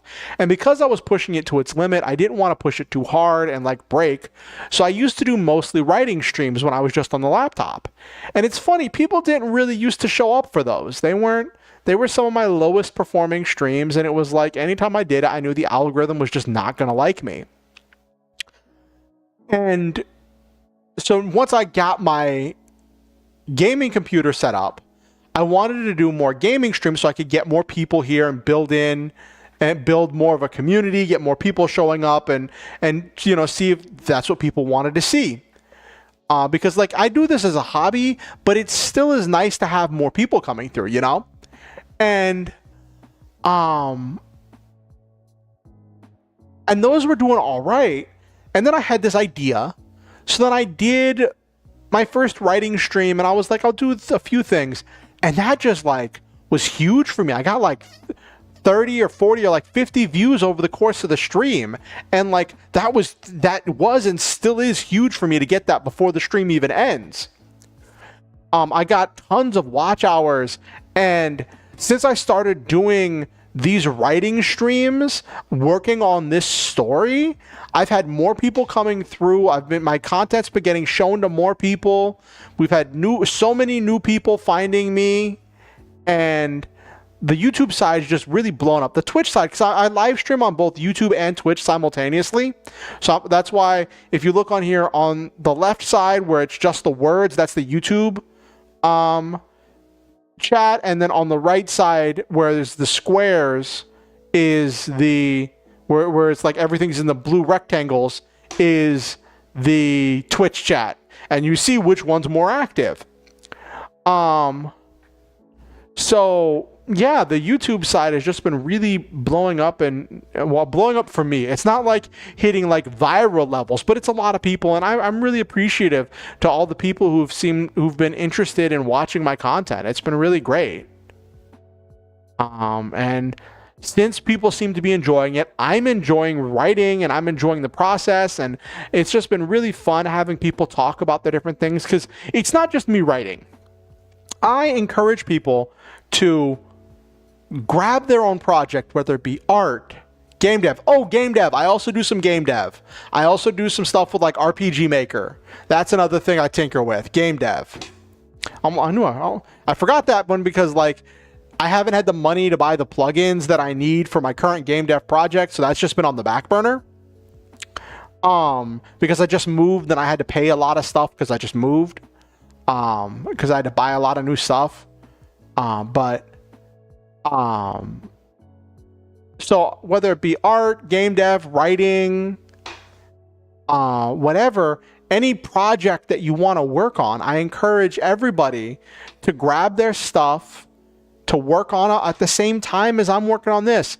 Listen to the lo-fi music that we've got going on the playlist. Oh, thank you. I appreciate that, Shy. And just kind of vibe. And I have a lot of people who work on projects, and they say that it's really helpful for them to have this as a dedicated time to work on projects. So that's always fun. People seem to be really enjoying it. One person even said that I inspired them to get back into writing, which is really cool. So that's been really special. That's been really special. And as people seem to be really enjoying it, and it's been helping my channel grow, and I'm really enjoying it, so I'm just kind of gonna keep going till I finish the first draft of this. It's a 27 chapter draft. I'm trying to do one chapter each stream. Whenever I do it, I just finished chapter 11. So we're not quite halfway there, but we're getting there. You used to write? What did you used to write, Shai?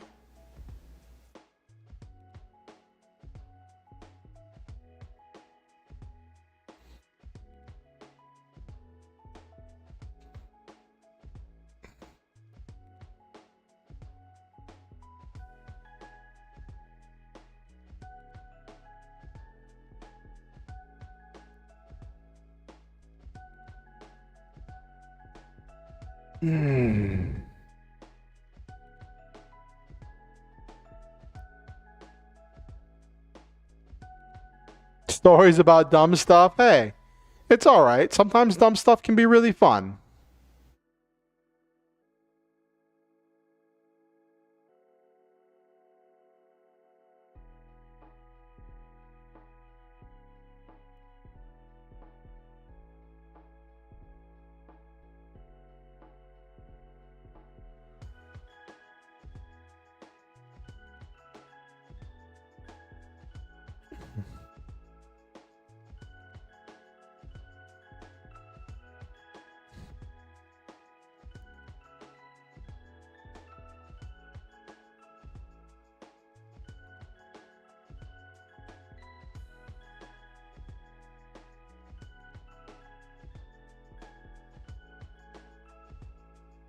Okay.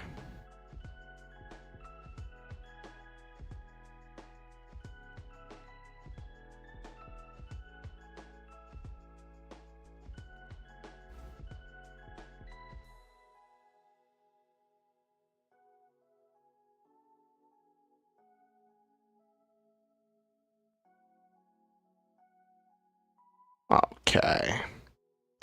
All right, so let's wind down for the night.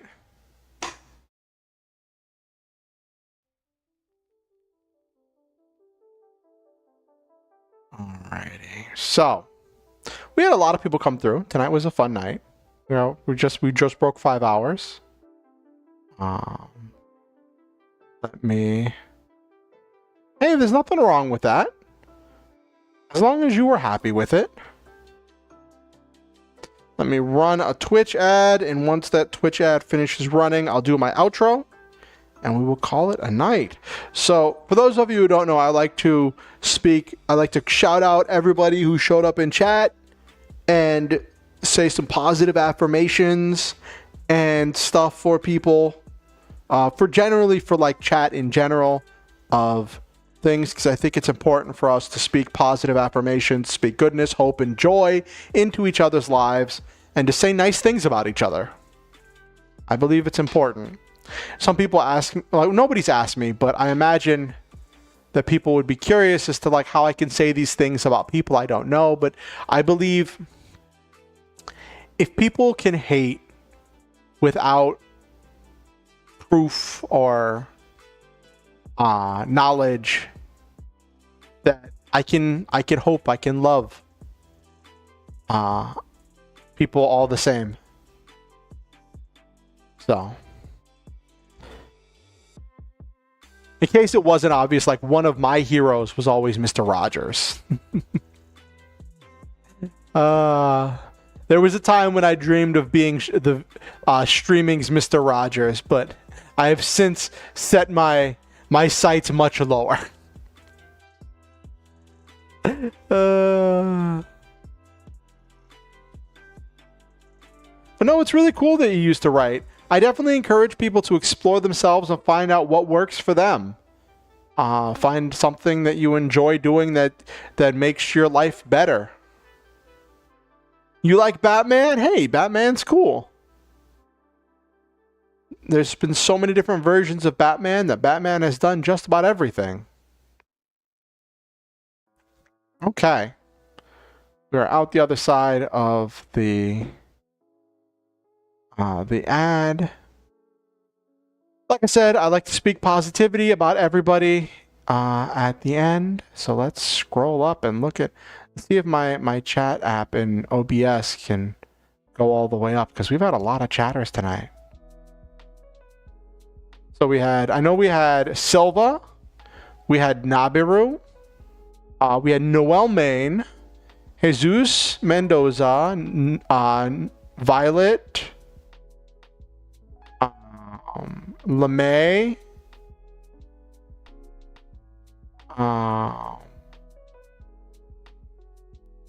and Dinosaur Toothbrush was here too. I don't know if they're still here. Who else was here tonight? Scrolling through this. Yeah, Nabiru, Noel Main.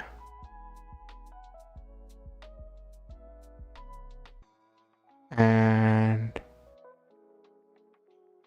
there's Dinosaur Toothbrush. And Shy.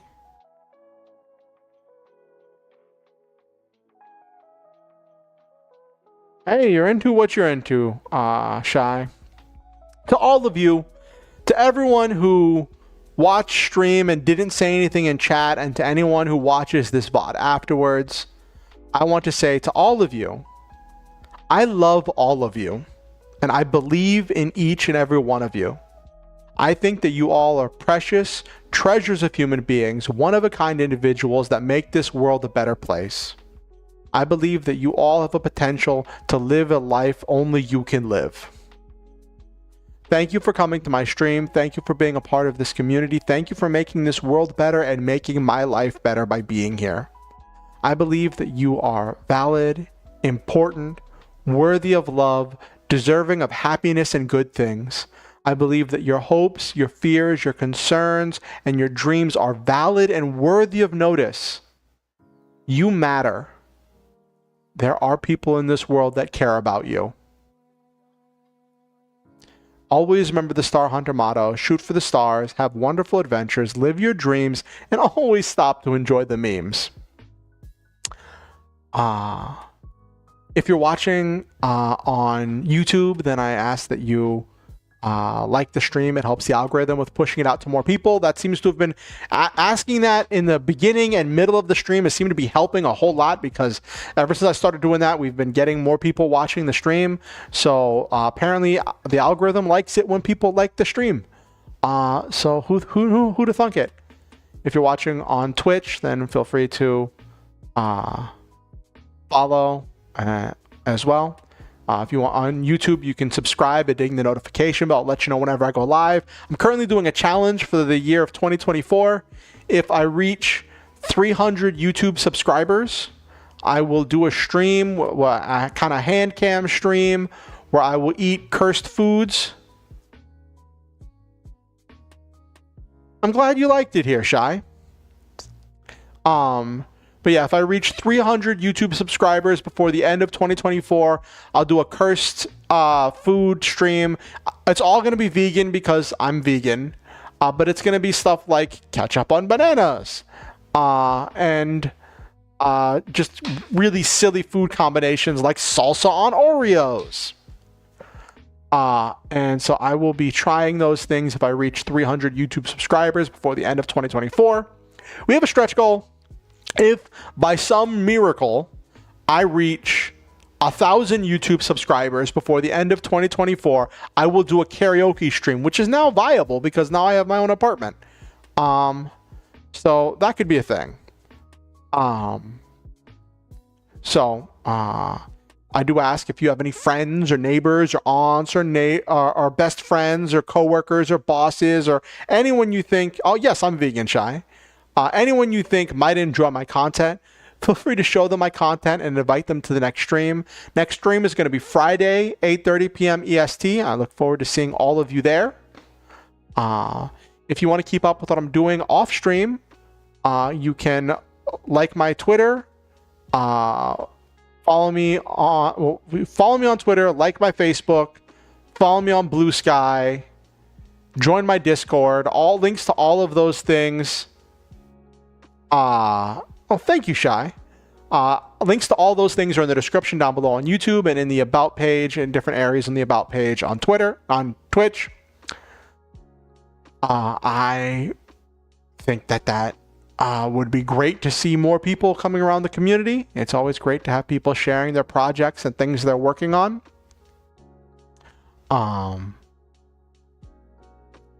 Yes, they are.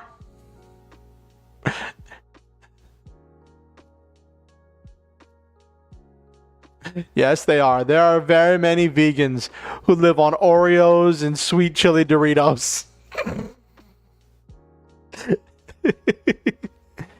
At least most flavors are. At least most flavors of Oreos are vegan. I think there might be some that aren't vegan that feature like actual cream in them, but yeah. Oreos are not healthy, but they are vegan, which is Oreos are like are like a hard proof that food that is vegan is not guaranteed to be healthy.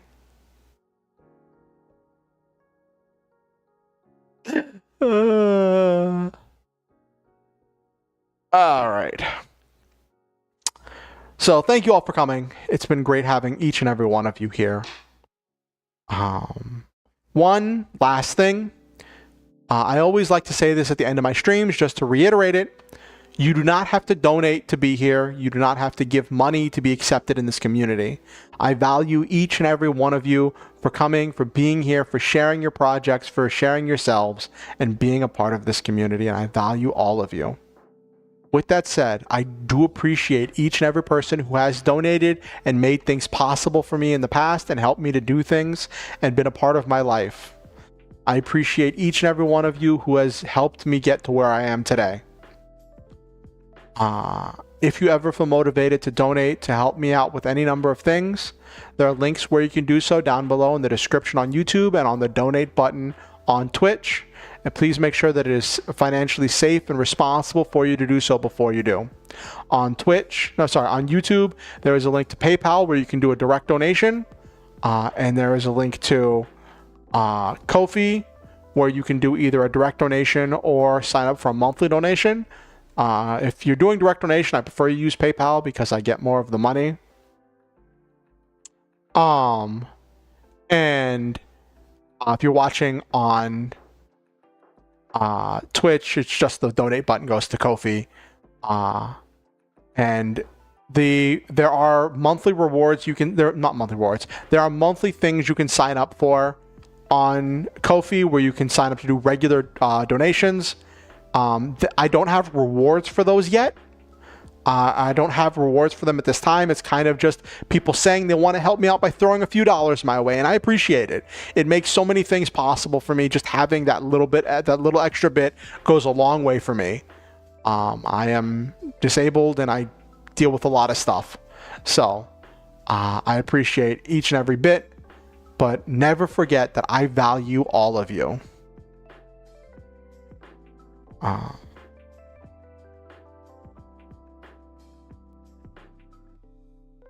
All right. Let me see. Do we have any people watching on Twitch? Do I have... There are 2 people watching on Twitch. Let's find someone on Twitch to go raid. Who's streaming? I don't like to stream little small groups. Oh, Sweets is streaming. I kind of did Sweets last time. Who else is streaming?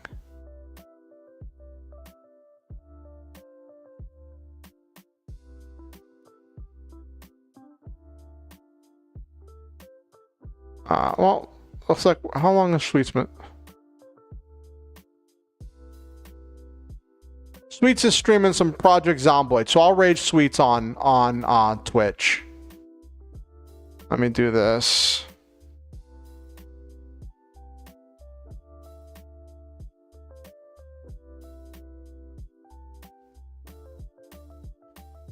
Alright. Alright, good night, everybody.